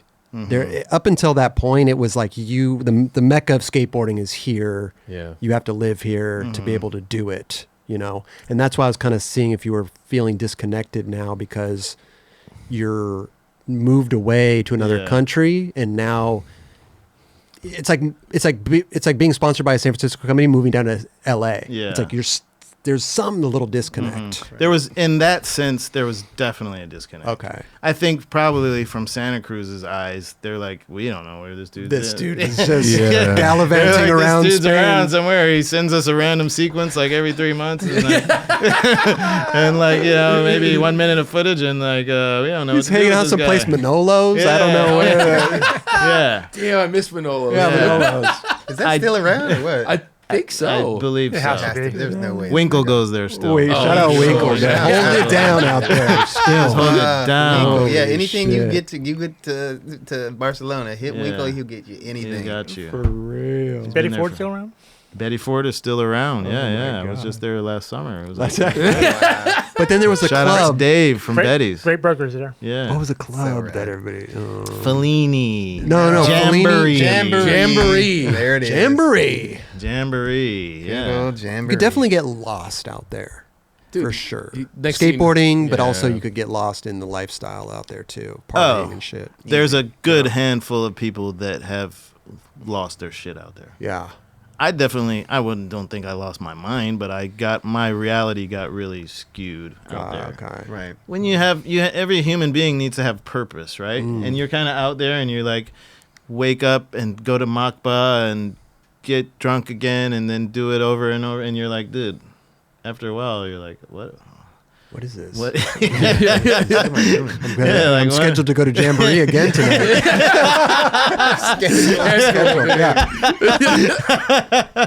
I gotta get ready now. Let me take a nap. It's 3 p.m. I gotta, Yeah, dude. seriously though, Yeah. it's so true. But you did feel that type of disconnect through skateboarding and the sponsors you had at the time Yeah. and stuff like that. I did, but I didn't really like act on it. I was like, well, whatever. It is what it It is. is what it is. Yeah. Hey, shout out Barcelona. I've met so many amazing people out in Barcelona. Yes. And I've met people that lived close to me here in LA that I would never met, but I met them in Barcelona. Yes. Which I think is crazy. Well, it's weird because I now have this global network of I know a lot of people all over the world. Yeah. I mean, we all do, Right. from skating, but random men and women that don't have anything to do with skating, and it's just because of living in Barcelona. It's crazy. Yeah. Well, Barcelona is a hub of, Yeah, it's for a people who hub. don't know it, tourists. It's a Yeah. tourist place. So People are coming and going all the time. all the Right. time. And it's a tourist place for skateboarders too. So it's it's yeah. the mecca of Swedish, Brazilians, all the whole world goes there to Yeah. Yeah. vacation and holiday, if you will. But I love it over there. Parallel. so oh fucking my dope. It would be God, awesome to go spot. back. It's been so long for me. Yeah. Damn. I went back last summer a few times because I had some free time that as adults we don't have that often anymore, especially if you got kids and stuff. doubt. But I went back and it was interesting. It's interesting to go back as an adult when my tastes have changed. I do different things. I like to go to nice restaurants, go up the coast, hang, Yeah. see take in some art and some culture and actually kind of learn about the place. Right. I mean, although I did when I lived there, but more. So it's really nice to go back there and from that angle and kind of see things from a more a little adult. It's Yeah. interesting. Because when you travel with a skateboard, you're not going sightseeing. You're not going. I lived there for 6 months. I don't think I went to the Sagrada Familia. You know what I mean? Like you would see it, but And you're you're not. like, oh, it's cool. Where's that ledge? Things Also, old. They're still although- working on it. Although Yeah. there is some people that do that, and Yeah. I admire that, like, because I didn't do it. You know what I me mean? neither. Me neither. And I don't know why I didn't motivate myself to do it after seeing them or going like, hey, like, can I tag along and fucking go take some pictures of, but never did that shit. I mean, I had been to Paris like a handful of times with skateboarding, and only going back with my girlfriend a few years ago. My ex-girlfriend a few years ago was like the first time I had ever seen anything there. You're like Eiffel Right. Tower. I've been here a dozen times. I've seen it from. I've seen it. Yeah. But that's crazy. But as skateboarding, we're in the moment. We're on tours. We're doing stuff, and if it's raining, like that's our downtime, and it's usually hotel or a movie or some shit like And that. interestingly enough, though, on the flip side of that, we see parts of places that other people don't ever see. That's very the part true. that I love. Yeah, we go to the little cuts and the little weird neighborhoods and the little cutty spots. We go to the gutters. Yeah, but see how the people really, are how they really live. It's true though. Yeah. We get immersed in, like, we're there almost as like a local, because we're there with the locals. So they're, hey, go here, go. You're not asking the concierge at the hotel where to go eat. Yeah. It's like Right. we're being taken to the dope Exactly. shit, Exactly. which is phenomenal. Hell Love yeah. that. Shout out traveling. Straight up. I mean, I used to get that hot dog every night. That was your thing. Ooh, me and Oliver Barton, bro. This hot dog. It was by the pier. It was by the pier. That was your nightly thing. They had these hot dogs, man. And I'm not a big hot dog. In Barcelona? Yeah. Yeah. It was like right in front of the little street the dog? marina. The marina. Yeah. So like down, in the marina, you know those ledges Yeah. you go off the Oh drop. yeah, the drop ones. Yeah. They had these like crispy, like onions on them. It was. sounds great. It was. I was just walking by crazy, those bro. last night. Oh, fuck, it's been walking by those last night for the Laker game. There's like probably like 10 of those motherfuckers Yeah. on one block. The bacon wraps. The bacon wrap, bro. I was So like this smelling is like a those bacon things. wrap. This is like on steroids. This is like the just. Wow. Oh, it's so good, man. The Amazing. food over there is Yeah. incredible. Yeah, really good. I felt healthier over there eating bocadillas and just normal shit than I ever did here. Yeah. They don't People load would- up their sandwiches with all No. this shit. It's It's just like not. simple. I mean, they're cutting meat off the rack that's hanging there Yeah. and shit. But It's Like, one overall, slice. overall, their food there is definitely healthier. I'm Yeah. talking about like even box food, Like it's- chemical-wise. Yeah, Mhm. it's Yeah. way yeah. more. Even people would tell me, they'd be Yeah. like, you look good. I'm like, I'm just eating the food. That's it. Like, I ain't You're doing skating nothing every day. I ain't doing nothing different. Raj has a point though too. You're skating everywhere. Yeah, Yeah. You feel really good on your board because you Totally. don't have to jump in a car. You just jump on the metro. drink a You're lot of water. Yeah. a lot of water. You're skating everywhere. and you're Drinking- excited to skate the spots. Yeah, You're- drinking damn lemons. You going to bed at like 5 in the morning. That's true. But I was gonna say, when you were there, that 6 months you spent, you weren't going to the clubs, right? No, I never was. We would go occasionally, like, oh, somebody's in town, and the guys Shire and Enrique and his girl, and we'd go over there and do stuff. But it just wasn't.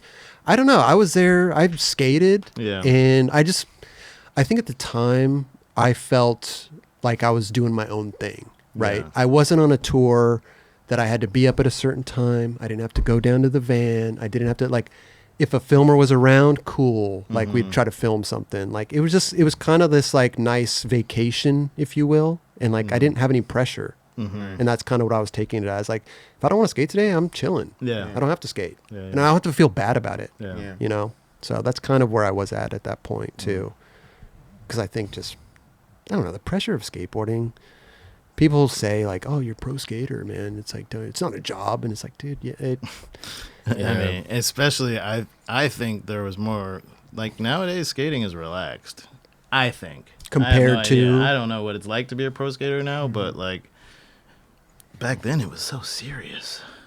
It's like, you got a Paul Mac now, this handrail. Girls, you're a piece of shit. Yeah, you had to do some gnarly shit. to do some. Yeah, yeah. Like, if you look at the Minik Mati videos and all those, it's like amazing skating, but it's so like serious. It was- Right. That was the But- turning point. I feel like that video was kind of it was real serious at that point.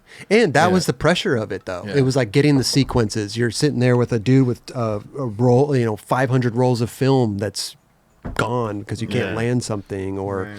oh, they need this ad tomorrow or this video part. It's like it got to you. Yeah. Got to me at least. I was feel like, two ways dude. about it. I think kids take it more serious now because of the simple fact, like, again, they're taking care of their bodies. They're fucking doing extra shit to, like, prolong their skate careers. You know, so I think it's a little different now versus then because, I mean, man, I can't say... I used to take that shit for granted. You know what I'm saying? And I'm being dead ass honest, and that sucks, you know, in hindsight, because I hate saying that. But, dude, I was, like, in such a great position with being under Girl and Chocolate. Like, they just let you do you. You know what I'm saying? So there was a lot of So you time think there where- should have been a little more pressure? Or like I mean, look, I skated for skaters. Yeah. So it's not like I didn't have the pressure of, like, some corporate company hounding down my neck, being like, and me feeling that because I'm getting paid so much money. Yeah. You know what I mean? So now, like, I think these dudes have to really pay attention to their P's and Q's because that shit could get taken away real quick. True. Yeah. You know what I mean? True, so true. especially if you're skating for, like, Nikes and Red Bulls and, Yeah. you know, like, they want you to produce. Of course. Yeah, that was It's a double-edged sword. watching you guys. I was like, if you were on Girl Chocolate or like Alien, you had to work. If you wanted to be the top, you had to work for it. Step down. And if you were on the team, you could do whatever you want, and that was up to you. Like Yeah. you could be on the team, but hey, you don't have a shoe sponsor because you're not skating that much. Basically. Like, you know what I mean? And that was like, you could see that. It's like, gonna all work out how your, like, work ethic is. If Yeah, you're gonna yeah. fucking go for it. Like, you know, Costin was going for it. There were certain people that you already knew, and the natural talent is gonna help you do that. You know what I'm saying? But he was, like, striking. You know what I'm saying? And going for that shit. Yeah. Whereas, like, I think I had a moment to do that, and I chose not that I chose not to. I ended up having a girlfriend that I met early on. You know what I'm saying? And that definitely kind of threw me and took away from my skating a little bit, but it was all worth it. You know what I mean? Because look at where I'm at. And now I'm still with her. You know what I'm saying? So Yeah. for me, I kind of make that excuse, but regardless, you know what I'm saying? I think you did all right, dude. I think yeah. I'm not mad at it, bro. Not mad at it. You're bro. legend status. Yeah, you are. No, dude, I totally straight up. agree with you that the way they like their career, the way they approach their careers nowadays is more serious. Yeah. But the skating is like you can just film. You could do whatever. You can just film shit on a curb on Instagram, like, and you're Totally. like, I feel you. which is amazing. A lot of But it's stuff is like- accepted. A lot of stuff is Yeah. accepted now that wasn't accepted before. Right. Oh, for You had to be sure. doing The tricks. Yes. Yeah. You 1000%. And it had to be in Trans World, Thrasher, or whatever, or in a video. And We couldn't slap you a curb back then, Fuck and it'd be no. okay. No. You wouldn't want to even put that out. Pat Duffy could What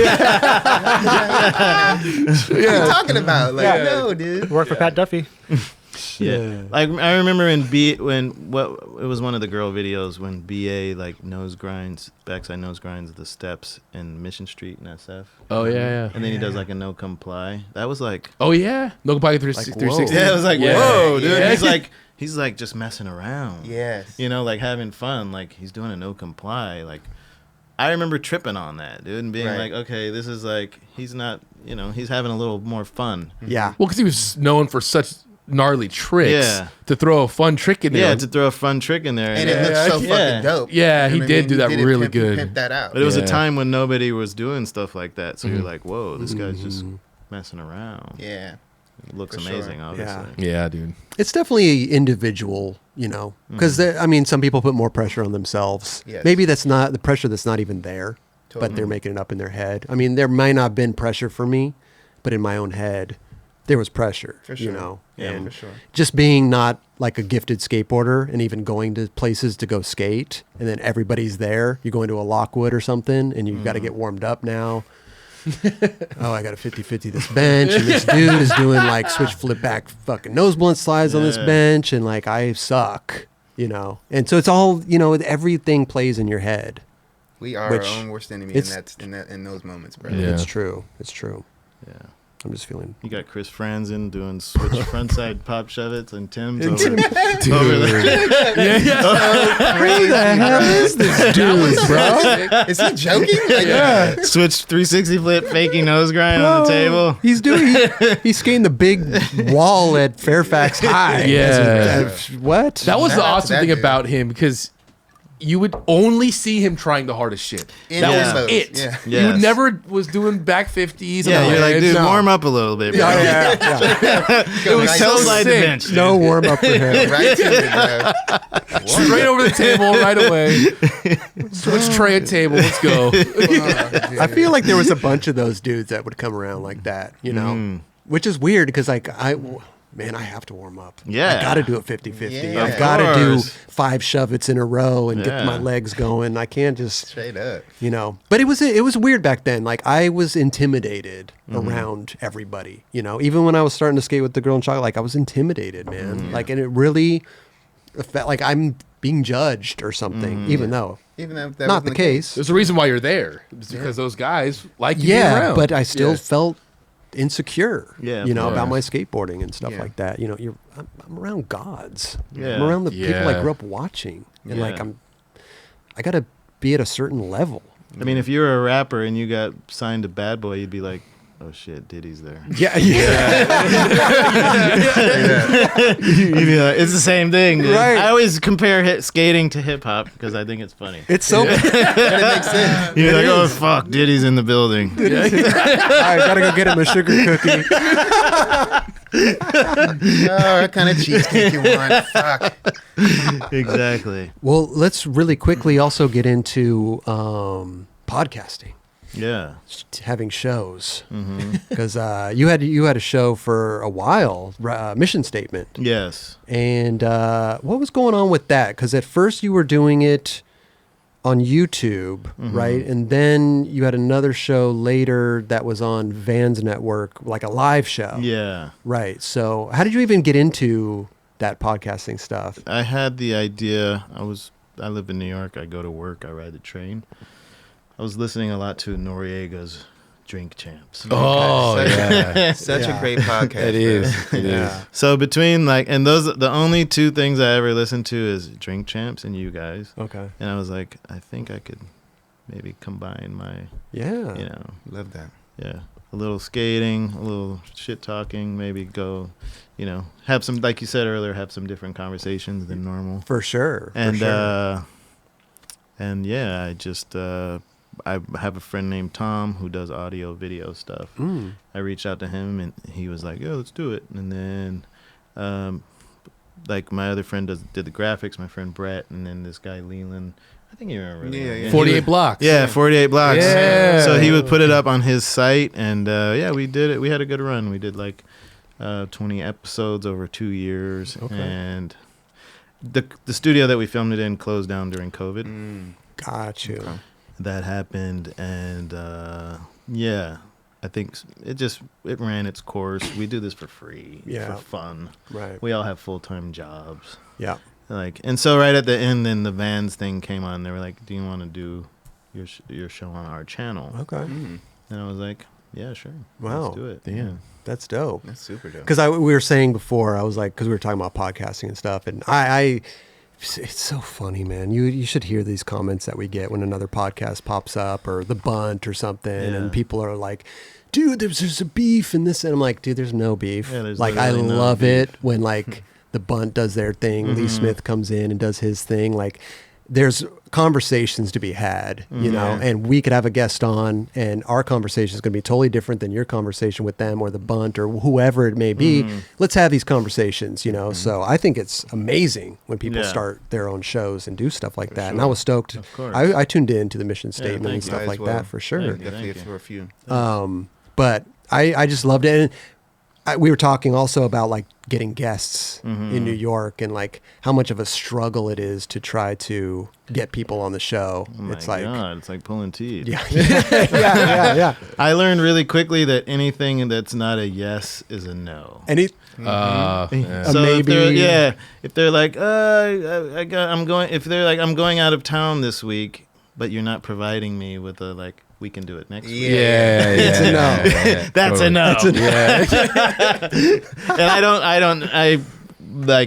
I don't hold anything against No, anybody. not sure. at all. I got a dope from Hobbs just recently because I asked him to come on and he was just like, I don't think I'm ready yet. And I couldn't really I was like, okay. Okay. Yeah. I asked someone, and he was like, I just broke up with my girlfriend, so I don't think I'm in a good place right now. And I was Okay. like, Yeah. okay, It's a legitimate Yeah, it's a legit- excuse. yeah, for Yeah. The skateboarders they're not used to being in front of the camera like this Yeah. either. Right. So Right. To talk, yeah. yeah, they're always afraid of what if I say something crazy or whatever? You're like, dude, you'll be fine. Because you guys edit everything, right? We do, yeah. Yeah. So it's like, And I think that some people just think that they need to come on the show when they have something going on. Exactly. Right? To promote or this or new Yeah. video part. And it's just like, no, we just want to talk. Mm-hmm. We just want to have a conversation. I do have to admit something to you, though.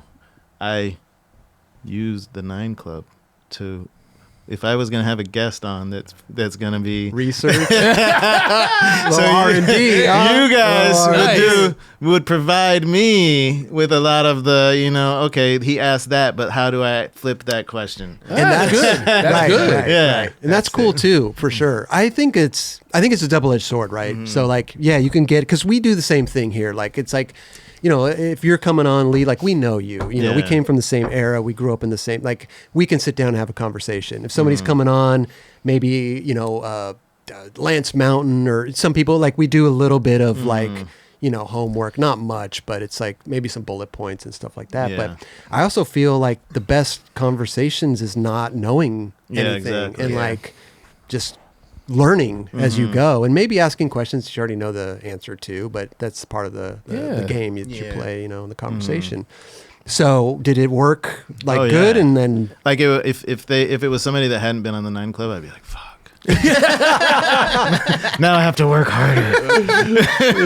Now I have to dig deeper into their life on something else. Because like you guys would cover so much stuff, I'd be like, I could take a lot of the stuff that you guys talked about and then Right. flip it to a whole new. You can create a whole new conversation out of all the sure. things. Like yeah. and that's what I love is because like we have conversations with people. I mean, it was Mike Valley 5.5 hours long, but we didn't talk about a lot of stuff.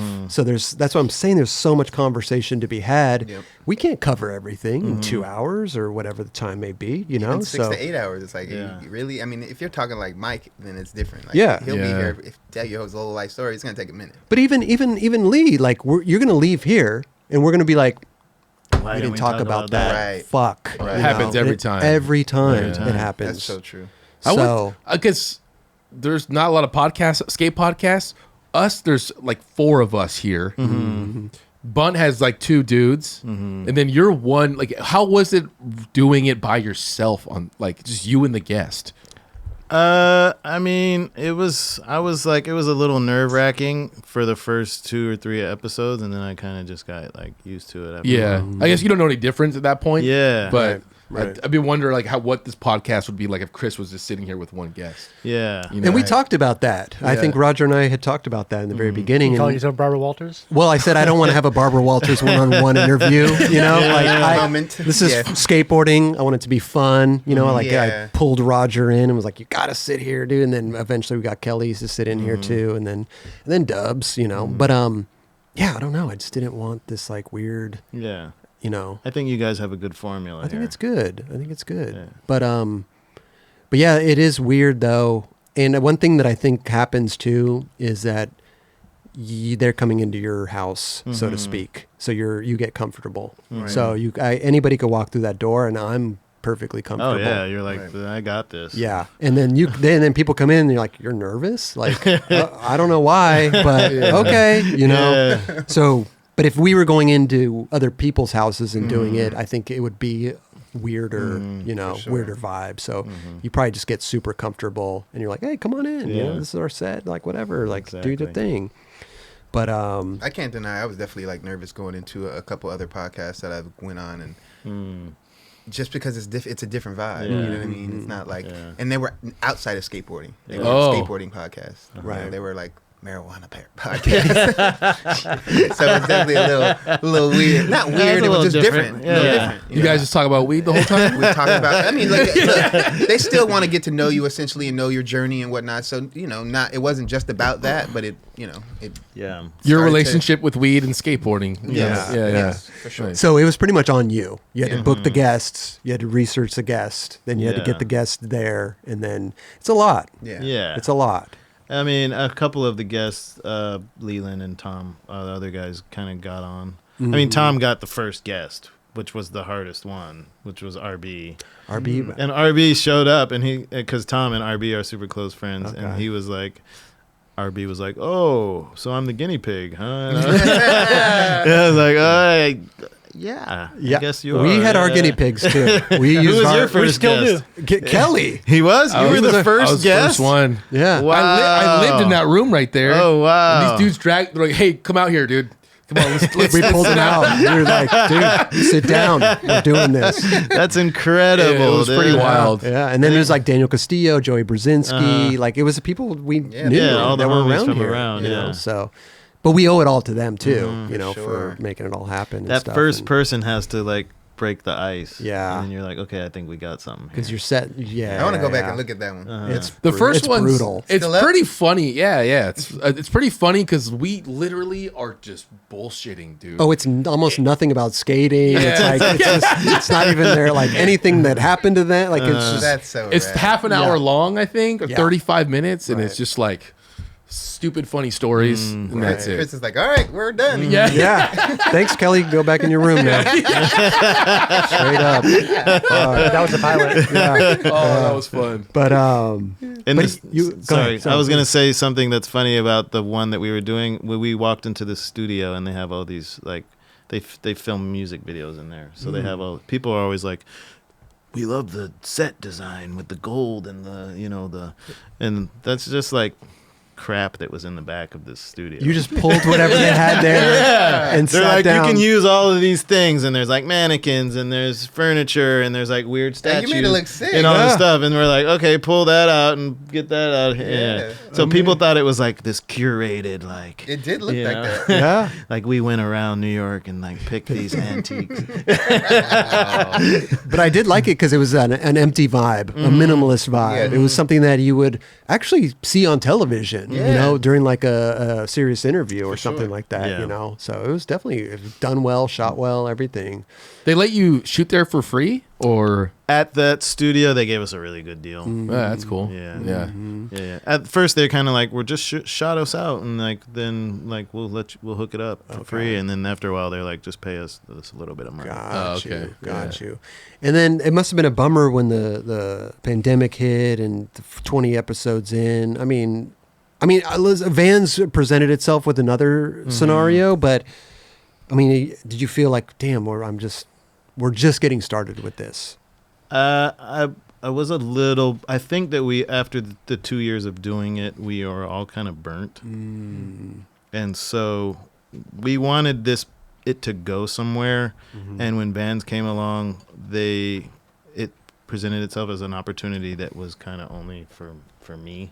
Got you. And I think probably a couple guys got maybe a little salty about that, but Right. Oh. Right. Yeah. nothing, no love law. Like we're still all homies and stuff. I but, get you. Right. Yeah, but then we were all kind of like down to, it's a lot of work. It's a lot of work. It's a lot of work on top of living your day-to-day life with your relationships, your job, New York City, paying your bills, and then you're like, oh, I gotta go film this shit. I know you guys know. Especially when you're I'm, like, I'm yeah. preaching to the choir here. Oh, but- yeah. No, mean- but it's preach. Yeah. Like it is true, and that's why I fully respect anybody that's like that. We respect the Bunt and what they do. Respect when you started yours and we're doing you. It's like, yeah, we know how fucking difficult this is, and we see stuff. We see people try to do it, then they fade out, and then they're Yeah. kind of gone into the abyss. But hey, we understand why. Yeah. It's like it's A lot of it's work. It's a grind. Yeah. I do It's a have to grind. say this: if a lot of people flaked or didn't show up, if half of those people would have, if I got every person that I ever asked, I would have probably like 50, 60 episodes. Right. Oh, wow, yeah. Right. So you were trying to do them consistently, but it was Yeah. literally like the guests. damn, when you go Where- off percentage, that was a third. Like, so there's 40 dudes or 40 people that were like, Yeah. I'm chilling. Or Yeah, they're I'm just chilling. like, they're Next week. We were talking about it earlier. They're in town. Because we would always be like, oh shit, it's gonna be dope when people come into town like during the summer and stuff. Totally. But they're always on an agenda. Yeah. Yeah. Right. Yeah, and it's like I'm only here. They're like I'm only here for like 4 days, like, and I'm doing all these things. Right. Yeah. And so You need to be part of their agenda. That's why. Yeah, exactly. Yeah. Exactly. And so I guess we never got to the point where it was like people would prioritize us. Right, right. How I often thought you were were you getting putting good that- traction, though. Sorry, Kelly. I thought Oh, you were yeah. getting good traction. You guys were building something. Yeah. You know. Yeah, we were. It was getting there. Yeah, it takes a long time. Yeah, it I mean, did. it took us a long time. Mhm. It was a grind to. Mm-hmm. I mean, Roger was hitting up literally every magazine, like, "Hey, we just came out with this episode. Like, post it if you want. If you're into it, if you're not, we understand because we do this once a week. You know, so we Yeah. were really trying to like get all the media out there to like, hey, go watch this show. Yeah. Trying Like, to so- spread the word. yeah, it was a lot of back end stuff too. And so. then were they biting at all? a lot. So they would post Yeah. stuff. We got so much support. That's Yeah, great. that was Yeah. really cool. That's Yeah. So great. much support. Mhm. Yeah. Love that. How often were you putting your episodes out? Well, so we had the idea of doing once a week. Mm-hmm. And that quickly faded away. Also because I realized if you're going to do once a week, then you're like, your quality of content is going to go down. Yeah. Especially if you don't have like a good guest for every week. So after a while, I'd be scrambling by like, let me get Joey McSplivenstein. Right. Yeah. And then you're like, the juice isn't really worth the squeeze, you know? Like, sorry, Yeah. Joey, but, you know. Yeah. So Yeah. then I kind of positioned it as we would be like a more curated boutique. We're the boutique of podcasts. Right. You know, right. we have more curated and like come out with quality over quantity. For sure. So that's the kind of angle I took, and like we just I just let go of the whole weekly thing or Yeah. any schedule. I was just like, whenever this happens, Yeah. it happens. It's going to Yeah. happen. Right. Sure. And it's also tough, too, when you have a studio. Probably you're having to deal with their schedule as well, I could imagine. Also, Right. yeah.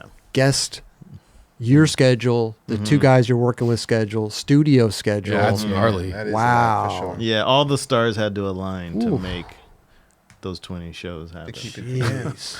But And then- all in all, I mean, you got 20 Yeah. solid shows that Bro. were great. You know what I Yeah. mean? Dude, I think that was so. We need RB on the show. Yeah. Oh yeah. He's never please. been on here? No. He was on our New York when we went to New York. Downstairs. That's Yeah, right. yeah, That's yeah. right. But and then the Vans things come along, and now they're doing this live. Yeah. That must have changed. Was that like scary at first, or was it just kind of normal? No, it didn't really scare me at all because you could just flow and talk shit and then it doesn't live anywhere and then like you don't have to worry Oh, it about wasn't living anywhere. No, that's it was just Oh, Yeah, okay, yeah. okay. yeah. one and done. Yes, which is kind of not the Interesting. best. Oh, it didn't live anywhere after No. the fact? Like didn't get saved on like no, some platform. I think they're all recorded, but they have no website for that. So we can't go on YouTube and find these? No. That's a shame. Wow. Yes, it is. And like that was one of the main gripes. So I was like, well, people aren't even watching this shit, dude. Were they giving you numbers of like how many people are watching live and stuff, or was Not- everything kind of not just kept really. under wraps? What a weird. Yeah, that's really Yeah, for odd you to not be honest. know, yeah. Yeah, I'm sure they had some kind of idea or theory of what that would be. Huh. But yeah, it was just live.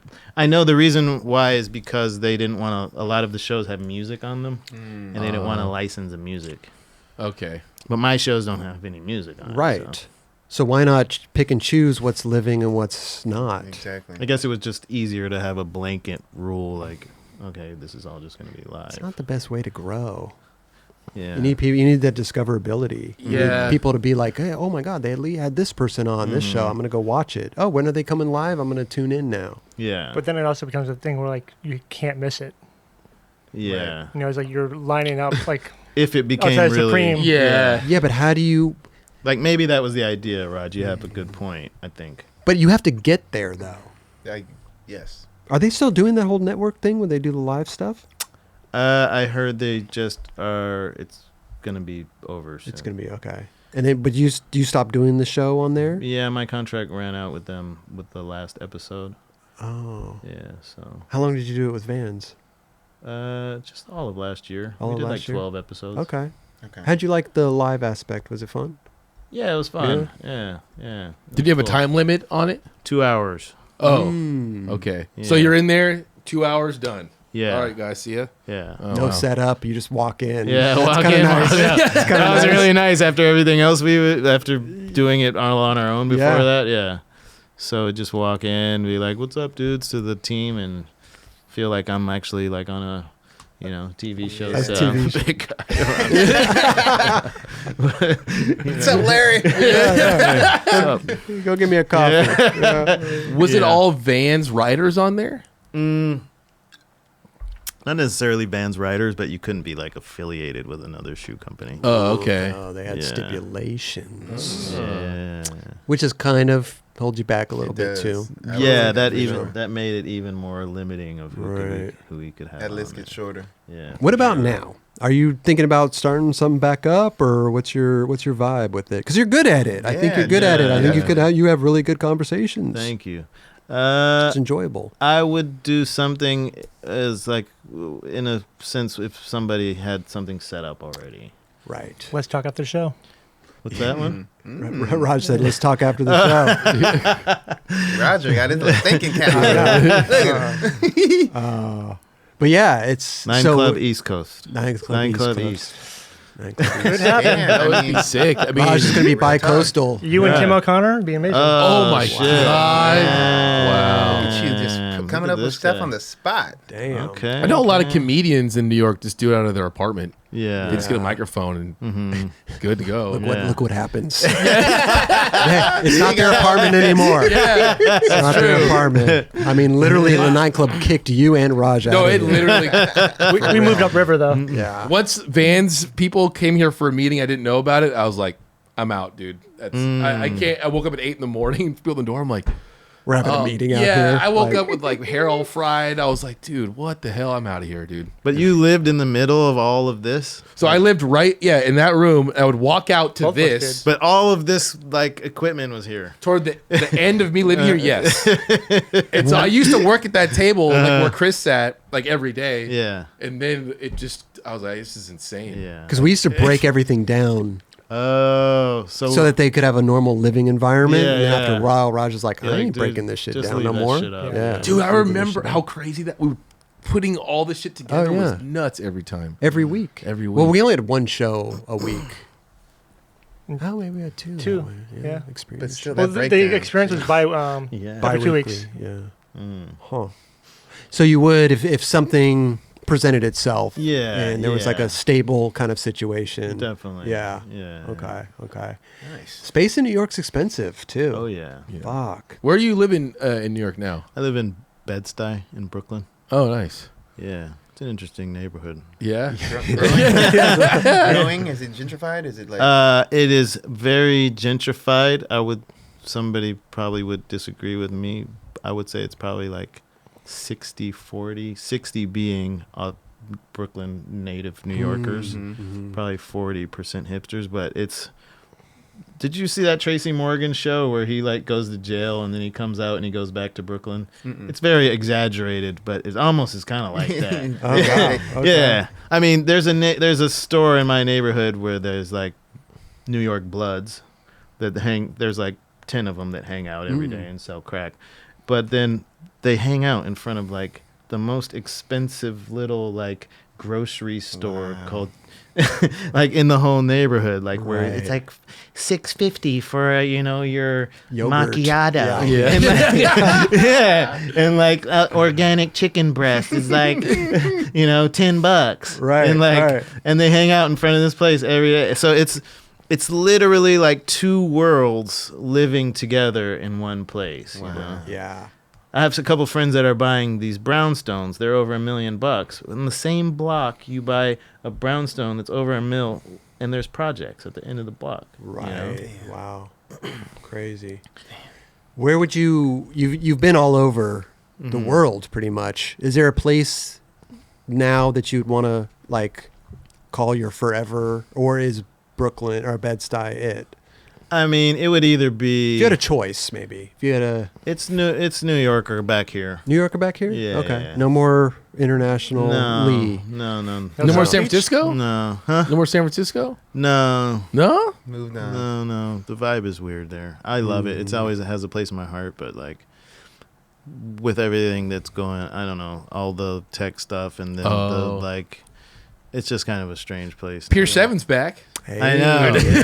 That's cool. I know. Yeah, I that see is- Jack Hurton doing tricks there every day that blow my mind. He Dude, is so next level, bro. I don't He understand. doesn't age at all. Yeah, you're No. what are you Are doing? you He getting looks like better? he did like when he first came out, like Yeah. back in like Yeah, seriously. whatever it was, dude. Again. Yeah. Early Yeah. LRG days and stuff. Yeah. That's so- No, I would move back to LA. All my closest friends are here, and I really have a true family here. Okay. That, not that I ever took it for granted, but you know, Right. when you get older, you appreciate those types of things. Yeah. more. 100%. Those relationships Yeah, really are meaningful. yeah, exactly. Right. And so, if it were anywhere, it would be back It'd be here. Yeah. Let's talk about Pier 7 real quick. What was it like the transition into EMB into skating Pier 7? That's a great question. Before became Pier 7, it was Mini Hubba. Oh yeah, the ledge off stairs. Right? Yeah, which was like a really weird place to hang out because we were just like, fuck, we don't have anywhere to go. Wait, Mini Hubba. Which one? Which spot was that? Mini Hubba was like behind, there was a grassy park behind Embarcadero. Okay. Okay. And so there was like, there's nothing there. No. Yeah. There's a Just ledge that. off steps, a couple ledges that would like slant Is it like down. the two that would go kind of Yeah. like mellow Yeah. down? The one Not that too many people had clips on it, but there was Yeah. clips on it. Mike York For did sure. like the front side, nose side big spin off of it. Yeah. Talk Yes. to her. Yes. Yeah. Damn, I don't know why I'm blanking on this Mini Hubba. it was like There's this an ledge. It was just Yeah, that it was just that three stair outledge. outledge. Yeah. yeah. Was there a bench? Yes, on the right. There was side. a bench on the right side. Yeah. Okay. yeah. Over time, they put it. So there. Got you. we needed somewhere to hang out, so we would hang out there for a little bit, and then Pier 7 started, and yeah, then Because that- Embarcadero was becoming a bust. Mhm. Essentially, you couldn't Yeah. skate there anymore.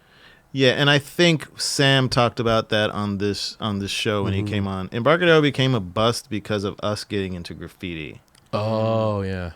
It wasn't really. It didn't really become a bust because of the skating. Okay. It became a bust because of us getting into graffiti, and all these kook thug dudes started coming around, hanging out, and like dudes started fighting and like somebody pulled a gun out on somebody. Oh, and though, like I said that earlier, that's when people started jacking boards and Right. stuff. So it was like outsider dudes. Yeah. So it started becoming.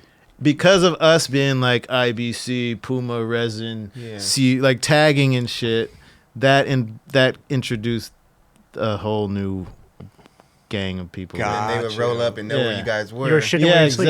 exactly. Yeah, they're like, we had beef with like random dudes around the city. I mean, they had beef with us. Okay. Right. And they're like, yeah, exactly. They're like, we know where we can find these dudes. They hang out at the same fucking place every day. Oh my gosh. Wow. Skater dudes. Yeah.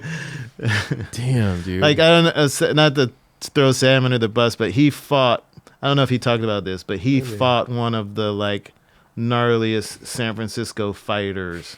Like his name Really? yeah, like he was from the Fillmore with like gnarly hood, like black dude thug, and fucking they had beef over some silly graffiti shit. And he came down to Embarcadero, and Sam squared up with him and went, a couple rounds with him. what? And yeah. Okay. And Sam, I mean, he didn't win, but he definitely squared up. Yeah. Hey, Sam got heart though. Yeah. Sam Yeah. got heart though. Exactly. Yeah. Oh my God. Squared up and laid out. He said, Yeah. "You win though." I mean, this dude, Tintin, we went to the same school. Like, nobody wins against Tintin. Yeah. He's undefeated. Yeah, he's Yeah. undefeated. He's a knockout champion, dude. Damn, dude. With a name like Tintin, you Yeah. know these places. Right? Yeah. How about Banana Man? Banana Man, that was some other fucking nasty shit. Yeah. I don't know if you know about that guy. What were we talking? I've never heard Did about somebody Banana bring him Man. up That on the sounds show, weird. Raj? Yeah, it sounds funny. Banana Man was some pervert guy, obviously a pedophile, and he would ride around, and he'd come down to Embarcadero, and he'd like have like dildos and shit, and or bananas, and he'd be like, "I'll give you money if you watch me like do weird shit." Oh my god. So I don't know what anybody else ever did, but the couple times that I was there, we'd be like, "Okay, give us the money," and then we would take the money and then kick him out. Fuck outta here. Yeah, I'm pretty sure there was somebody who like went through with the deal somewhere. Wow. Not that they ever touched, but they're like, okay, yeah, right. yeah, I'll watch you like suck on this banana for like 10 minutes if you give me Weird. $20 Dude, bucks what or the something. fuck? Weird. Walks of life, bro. Banana Thanks for Man. bringing that up, Raj. Raj really wanted to hear the story of Banana Man. I made a lot of money with him. Oh my god. There were a lot of characters around there. Yeah. That's Sure there real was. talk, I'm bro. sure there was.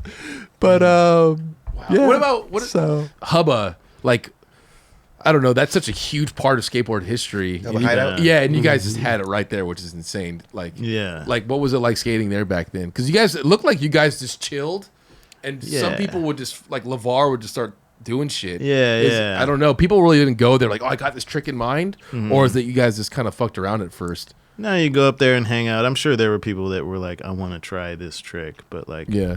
you know, I think LeVar he did like, I don't know, 10 tricks over the stairs and on the ledge in like one day or something. Yeah. I think those probably happened kind of naturally. But yeah, we just go hang out. People would smoke weed and like smoke other shit. And That's right. Hubba Hideout. and then we'd hang out and somebody would like do some cool shit. Isn't that funny that the reason, I mean, you called Hubba Hideout is because you called crack Hubba, and that's the global term I now know, I for was so- Yes. a hubba in On the skateboarding. Olympics, they're like, down this hubba. And Yeah. yeah. You don't even know where the story comes from. All because you guys, it's fucking phenomenal. Yeah. It's Truly. crazy. I know. It's What- pretty what- funny. On the Do you remember Olympics, like hubba. so Dude. was that there when EMB was there Yeah. Yeah. and people were skating it back then? Yeah. People would go up there and like, but it was big, you Or know. that thing was tall as fuck. Yeah. I mean, it was like everybody had to nose slide it. Yeah. I nose slid it, and then I was like, okay, I'm a low impact skater. I think I got that from York. He's like, I'm a low impact skater. Lower back. But no slide. you had was, it, you got to nose slide the Yeah. thing. Come on, Right. And Yeah. then so you nose slide it, and you're like, oh, I don't need to do anything else on that. But I'm sure watching people go there is phenomenal. Because Oh, I'm yeah. sure you would hear about somebody, oh, hey, Chris Cole or whoever is going to go up and skate it. And you guys would kind of go there and Dude, the shit that's been Hang done out. down it is fucking phenomenal, man. From Josh Kalis doing twitch back tail to Oh, yeah. Marcus McBride doing heel flip fucking 5-0. Like He was Austin 50-50. back nose 50-50, blunt. excuse me. Yeah, that was Yeah. fucking insane, Gnarly, dude. you know Yeah. what I mean, like Carl doing the fucking front nose pretzel out of that, like, bro. That one blew my mind when I saw that. I was like, whoa. Yeah. And that's just the tip of like, dude, there's so much, you know what I mean? Eric's back nose blunt slide, like this. Yeah, if So you much, took bro. the time to write down every trick that's been done there, you'd probably list every trick in skateboarding, For sure. like without a doubt. In the late 2000s, before they tore it down, people started doing really crazy tricks. Oh, Oh, right. yeah. This is my last time. Like, let me Yeah. get there. I think I mean, even when Costin back nose blunt slid it, it was like, yeah. Yeah, that was unbelievable. what? Unreal. How did he Fucking even Tor- get up on there? Tori's Nolly Hill crooks. Like, Yeah, bro. around that time frame. I think that dude Andrew Pott did like hard flip backside nose grind. I can or see Oh yeah. Yeah, yeah. Did. in like size 45 jeans or something like that. Yeah, there's been some That dude gnarly was shit, man. yeah. That whole zone, I would trip out going there, and you'd be like, "There's Hubba, there's EMB, there's Mini Hubba, and then Pier 7." I was like, "This is like the craziest block I've ever seen in skateboarding." But what happened? Like Pier 7, it just showed up. What like they over time, you saw it getting built, but did you realize this was going to be some fucking? They were building this amazing skate spot. Yeah, it's a little foggy how it all started, but all of a sudden, out of nowhere, there's a spot with ledges with metal on them. Yeah, and perfect manual pads. You're And like, you're what like, the- okay, in the same area we already hang out in. Yeah. and you're like, cool. We just have to go a block down. Like that's cool. This will work. Yeah. Didn't the architect who built that like wanted the skateboarders to skate there? I don't know. And, like that's I why think they the law firm wanted people to skate there. I thought that's why they They put want metal it? on them or something. That's I what do. I have an interesting story about that law firm. Okay. So, that law firm, there used to be a lawyer in there named Tony Serra, and he was good friends with my mom. Okay. And so he was a hippie-ish kind of guy, and he, from what I know, he always, maybe he was a criminal. I don't know what kind of lawyer he was, but he would really defend people. He took jobs out of his that he really believed in. Pro bono. Yeah, it wasn't like I'm taking this case and trying to get this like serial killer off. Gotcha. So he was like, and he, from what I remember, him and my mom were friends, and from what I remember, he would never pay taxes, and he would just like go to jail every year for like a month or something. What? Okay. Wow. Something like that. But Wow. so, and then interestingly enough, his sons, Ivory and Shelter Sarah, who both live in New York now, they're skaters and they're like in the scene out there. Oh, wow. They're older than me. I don't think we've ever met or talked about the fact that my mom knew their dad. Oh, but- wow. Yeah, and I hope I'm not getting my facts right. They Okay. probably correct me about his like going to jail stuff. But Right, I remember right. my mom saying like, yeah, Tony Serra he chooses to go to jail every year because so he doesn't pay his. He tax. didn't pay his Yeah, taxes. because he was going to jail for 6 months. on some What a loophole, you know? It's Yeah, I'm gonna go to jail today. I'll see you guys in a week or on two. some rebel like fuck the government. type Sure, shit. Yeah. sure. Like I'm not giving you. Yeah, I'd rather just go sit in Wow. jail for like a month or two or something. Something like that. Something to that effect. So Okay. when you said that the lawyer, when the law firm liked us skating there, that whole memory just triggered. Right, Yeah, right. that triggered that. Because I know something was like the architect wanted them to skate there, or the law firm did, or I remember there being something. I wasn't up in the area, obviously, but this is what we were hearing, you know. And then that's why there was metal on the ledges, or they put metal there, or I don't know, something like that. Yeah. But what a cool spot. I actually think Mike was one of the first dudes to start skating there. Mike York. Carol. Oh, Carol. Oh wow. Mm-hmm. Wow.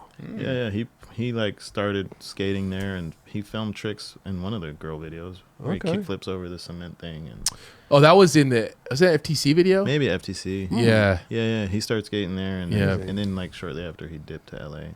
But then you have Pier 7, but you have those other blocks that are down, like, you know, obviously on the same pier or on the Yeah. same stretch of boardwalk or whatever, that are like the ledge and then the ledge on top of the ledge. Yeah, the Bay Block. The Bay Yeah. Block. Yeah. So there's that spot too. that And the is- metal edge on like what is it like it almost looks like a like a dock. loading dock. Yeah. Yeah. Those had a Right. name too, but I forget what those. Maybe those are Bay Blocks. I don't know. But that whole spot, was that spot Reds that was down there? yeah, they got good the burgers. burger spot, Yeah, and they that's were probably- only like $3 or something. Yeah, that they was had the good. prices from like the 1950s. or something. Perfect. Like, thank you for that. I'm sure they're not the same price anymore, but Definitely Yeah, they had the say- gaps and people would skate the flat gaps, right? yeah, Yeah. that's where Carol had the cover of Thrasher for his Sodi, Yes. his Sodi cover. Oh, the Captain Tail. Front tail? Of the Was it yeah, front Ollie tail? tail, yeah. Yeah. Man. That red graphic. Yeah, with the FTC sticker on it. Yeah, Yeah. Crazy. Some Yeah. iconic shit, man. San Francisco. yeah. Damn. Iconic A spots. lot. A lot of Hubba. Got the Mhm. word hubba from you guys. history. Jesus. I Do you tri- I remember trip on that. Do you remember who called it that for the first time? That spot that? I don't, but if I had to guess, I would probably say like maybe James or something. Yeah, Oh, but okay. St. Couch probably. Right. Yeah. But then Hubba by Hideout. saying that, I kind of feel like I'm throwing him under, though. Why would you? Just because, like, Maybe you need to edit this part. I think it's cool. Yeah. That is hilarious that we'll get most James on. Man. Oh yeah. I think that's hilarious. The majority of the world has no idea that's Oh Yeah. yeah. That's where it comes That from. man That's where it Crack com- Rock. For sure. Yeah. in the Yeah. Olympics. That's hilarious. Well, I mean, listen, to come up with a name in skateboarding, whether it be a trick or anything, and have it stick is like pretty fucking crazy. Yeah. You know, and to name an actual skate obstacle after, you know, a San Francisco crackheads is essentially, it's pretty crazy. Yeah. It's pretty and crazy. Essentially, it's just a ledge down some stairs. That's it. That's all it is. But it's a short term to, like, kind of just get right to the point. Hubba. Yeah. Wow. So crazy, man. So after this, what are you going to do? You're going to go back to New York, do some more art, get your little art oil painting on? I'm going to go to New York, do some art, and I don't know. Any- I'm gonna no- buy one of those paintings, bro. As soon as Hey. you start There you selling, go. I'm gonna Thanks. support, bro. Yeah. I'll give Real you talk. Do a player- collab with I'll give you a guys. player price. Yes. I love it. We got to figure out a pricing system for all this. I like the player price. Yeah, player price. Straight You know up. what I'm saying? Yeah, it's interesting how to try to figure that out. Maybe you look around at what everybody else is like. What does Lottie sell his stuff for? Then like go and tier it out, right? Right. And kind of come up with something. is it I don't maybe know. how much time you work on it too? Does that have something to do with it? Hourly rate? I think it's a lot of factors. It's in a it. lot. Yeah. Right. A lot of factors. Somebody could whip some shit together in 15 minutes and be like, "That's a masterpiece." Will you Like, what? But it's also crazy because like somebody famous could buy your piece, and then that all of a sudden ups your Yes. value. And you're Oh, like, yeah. oh, this artist bought his. That of artist likes course. his. Oh, I'm gonna. Oh, now I'm Totally. charging $5,000 for. You know, it's like it's crazy how that works, The man. scale's gnarly. I Yeah. mean, last night $5,000, going back that's to cheap. going back to Danny Minnick and like where he was when I talked to him like 2 years ago. I know that scale has gone up. You know what I'm saying, or even 2.5 years ago. That even then, I think he one painting. I forgot how big it was, but he was like asking $8,000 for. I was like, $8,000. I don't know if can I see a cheaper one? Oh, you were interested in buying one? Yeah, just because like I want to support like yeah. my fellow skateboarders that are doing some shit that are Yeah. not outside the box, but something that they're passionate in. Yeah, like yeah. I would love to like support that. You know, Did you get a smaller one? I didn't, Oh, but I want to. This Yeah. little guy. He bought the print. yeah. Yeah, Sign Pull- print. Yeah, pull it out of your wallet. Let's see it. yeah, I got this one. I bought the sticker. Keychain. This was 500.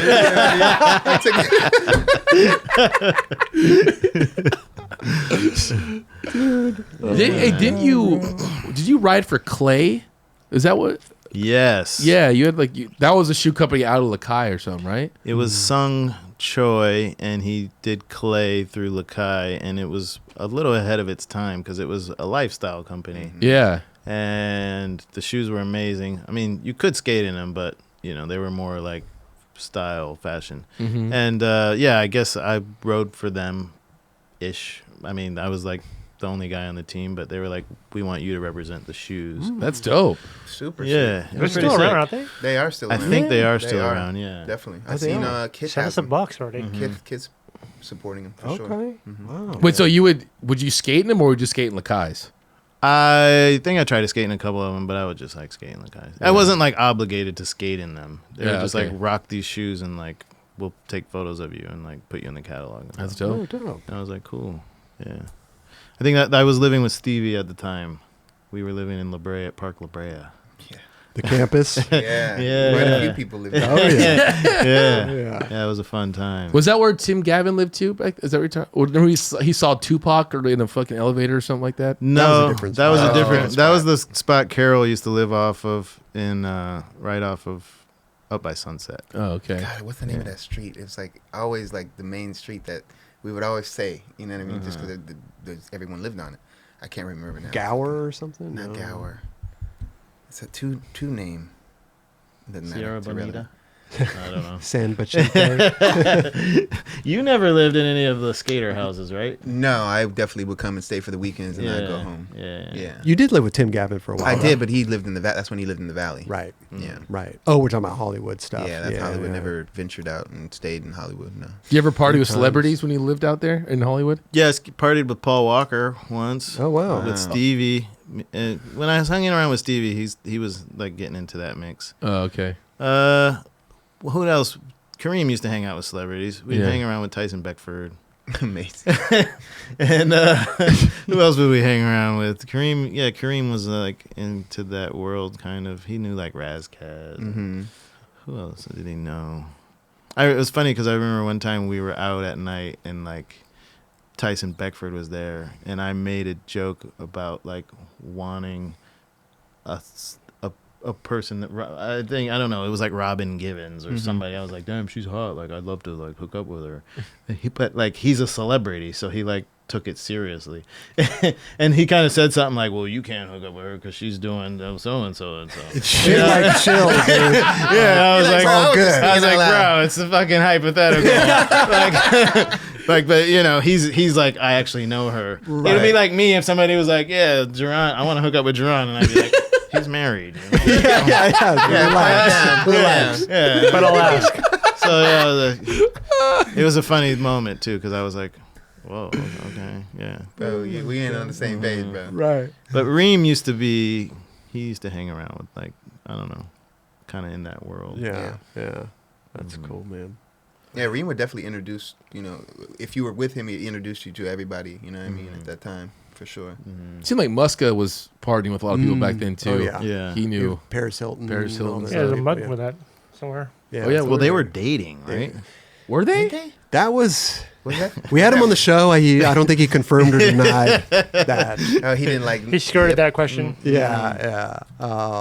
Nice. So he definitely He was smashed. a gentleman right there. I'm They had a friendly relationship. I'm gonna Yeah. go out on a limb and say he smashed. right. Like he did not Probably the case. on or off camera. He did not confirm or deny. Let's just put it that way. Fucking Love true the gentleman. Muska. Love the Muska. Muska. Definitely, bro. Yeah. Lee Smith. Man. This is great, bro. Yeah. Is there anything we missed? Is there anything we need to talk about? Any more don't stories know. about EMB or I'm sure there's a million. Banana Man, they're only or- gonna come to me when I'm like driving Yeah. home? Yeah. Once we Yeah. stop, it all comes Yeah, back. I know, exactly. like we God. talked about on the show. It's like we Yeah. can't cover everything, and where it's going to happen. We'll be like, Mhm. fuck, we didn't talk about that. But we covered a lot of great We things. did, that's for man. sure. And but you can come back anytime. We got our Okay. other show, the Stop and Chat, where we just kind of kick back and shoot the shit for returning guests and stuff Oh, like that. sick. Next Look time at you're, old clips. I'm in now. Yeah. I'm in the 9 club. You're- now. we're- Yeah. You're alumni now. Fine, Yeah. it's about So- time. Fuck yeah. Come on. All right, man. thanks for Yeah. having me, guys. Can we give you some 9 Club stuff to, Oh, yeah, to for take sure. back? Hell yeah. Kelly, will you do me a Yeah. What size? Large. Large. Got it. Yeah, Lee Smith, Yeah. bro. This Right. has always been a big fan. Oh, thank you. And dude, Thank just you. it's a pleasure to sit here and rap out. And I love hearing all the stories and Yeah, bro. stuff like that. And you have like a Mike Carroll on, you have a Mike York, and you have these guys from the same era, Mhm. same city, but it's all everything pieces together. Then Mhm. like a story that he was telling pieces together with you're telling, and like Mhm. it all weaves.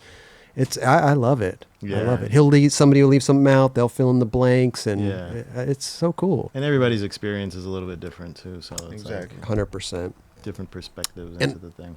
And I hope also that you get back into the podcasting world. Yeah, Love to dude. see that. Fucking kill it. Dude, the more the merrier. If we can, talk about skateboarding and, Mhm. get people to sit there and enjoy it, I think, dude, the more the merrier. Yeah, for sure. And you were good at it too. Like I said, man, I love the conversations you had with people. It's Thank really you. good. Agree, bro. Yeah. Yeah. I try to get a little deep here Mhm. and there. Mhm. Try to hit some maybe some spicy topics. Yeah, yeah. How did that go over?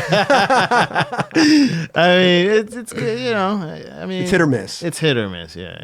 Yeah. Yeah, based on like if they're going to really want to answer that question. Yeah. Right. hmm Yeah, I guess it depends on It's- who you're talking Well, we're to. we're in a time period where there's a lot of Thank you, brother. in this age of wokeness, there's a lot yeah, of issues Ooh.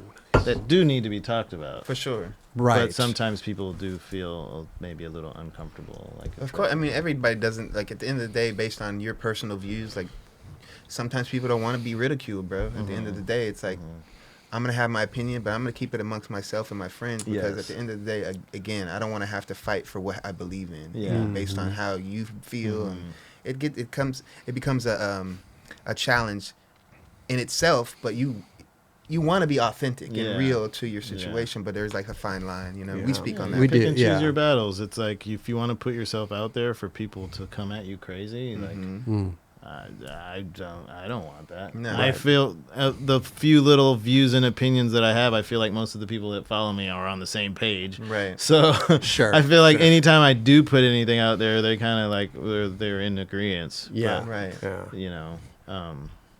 But yeah, if I was I don't want to argue with people online and have people coming at me crazy. Mhm. Yeah. Or saying anything remotely, Mhm. like, based on what my opinion is. You know what I'm saying? Right, Because at the end of the day, it's like, let me have my opinion, you can have your opinion. You know what I'm Exactly. saying? That's it. And Mhm. your opinion might be not something I agree with, but I'm going to respect it. Mhm. And that's what I Mhm. think that this is all about. You know what I'm Totally. saying? But I don't think everybody thinks like that. No. And going over stuff like that in a podcast too can be a little difficult if maybe the person you're talking to isn't fully educated Mhm. or doesn't know too much about something, but they still have an opinion on it. But it Yeah. might be so it's interesting, you know. Totally. But keep doing, bro. Get in, Fuck get back yeah, in, dude. get back in there, dude. Yeah. Let's see it, dude. Love it. Yeah, thank you. Yeah, Thank you guys. dude. And thanks for you guys are the inspiration. No, Appreciate you, Yeah. bro. Yeah. Just straight up. we just took a format and just ran with it, Mhm. because podcasting at the time, it was starting to get big at the, Mhm.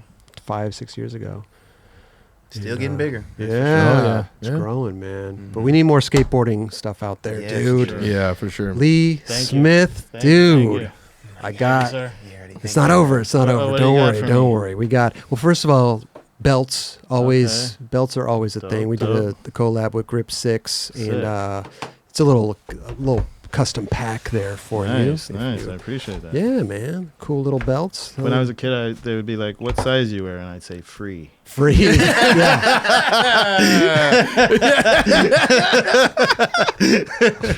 This is tight. We were I wear a size free. we were talking about, Love that. and then remember when the shoelace belts came in, but then you get older and you start wearing you don't wear a shoelace belt anymore. do you? No, I don't do that. We've elevated a little bit. Yeah, it's Yeah. a little bit.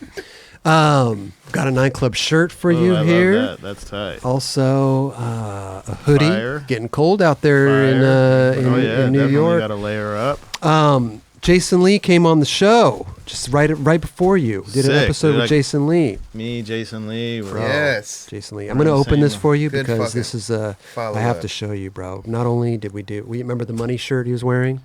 Yes. In Yeah, the the blind blind video video? days. Yeah, that's tight. we did put a little 9 Club there, and we backed it up with modern times. We Is did that a a Bitcoin? Bitcoin. Okay. You know, kind of goes hand in hand. We Definitely. modernized it. Gotta get with the times. Got to get with the times. So here's tight. you can put that back in Little the bag combo if you pack. wanted to. And drink stuff. Everybody loves drinks, so they got the tall can. You drink well. We got Yeti stuff back there. Whatever you want, but there's some Yeti cooler and the mug. Hopefully, I won't break on the plane, and some stickers for some photo incentive. Yeah, we do. 200 for the cover shot. 20 right? bucks. That's all we got. 20 bucks. Thank you so much, man. Dude, I Lee, appreciate you guys. you're the Thank man. Thank you. Love you so Hell yeah. much. Thank And dude, let's go, man. right. Where Dron's gonna buy a little I'm definitely gonna buy one. Maybe I'll do something for the 9 Club. that. Oh, that would be awesome. Donate. And Give that'll it to be you like guys. hanging in the You back. gotta Little put bit. it. You gotta put it here before every episode. I was gonna we're gonna have it here. I was gonna say a little bit bigger than wallet size. Yeah. That's Yeah, that's not gonna work. I know they work with a wallet. Yeah. Doug pulls out his own. Lee, Awesome. thank you Thank so you so much. much. Hell yeah, Love you dude. guys. Great. Thank Love you, you bro. All right.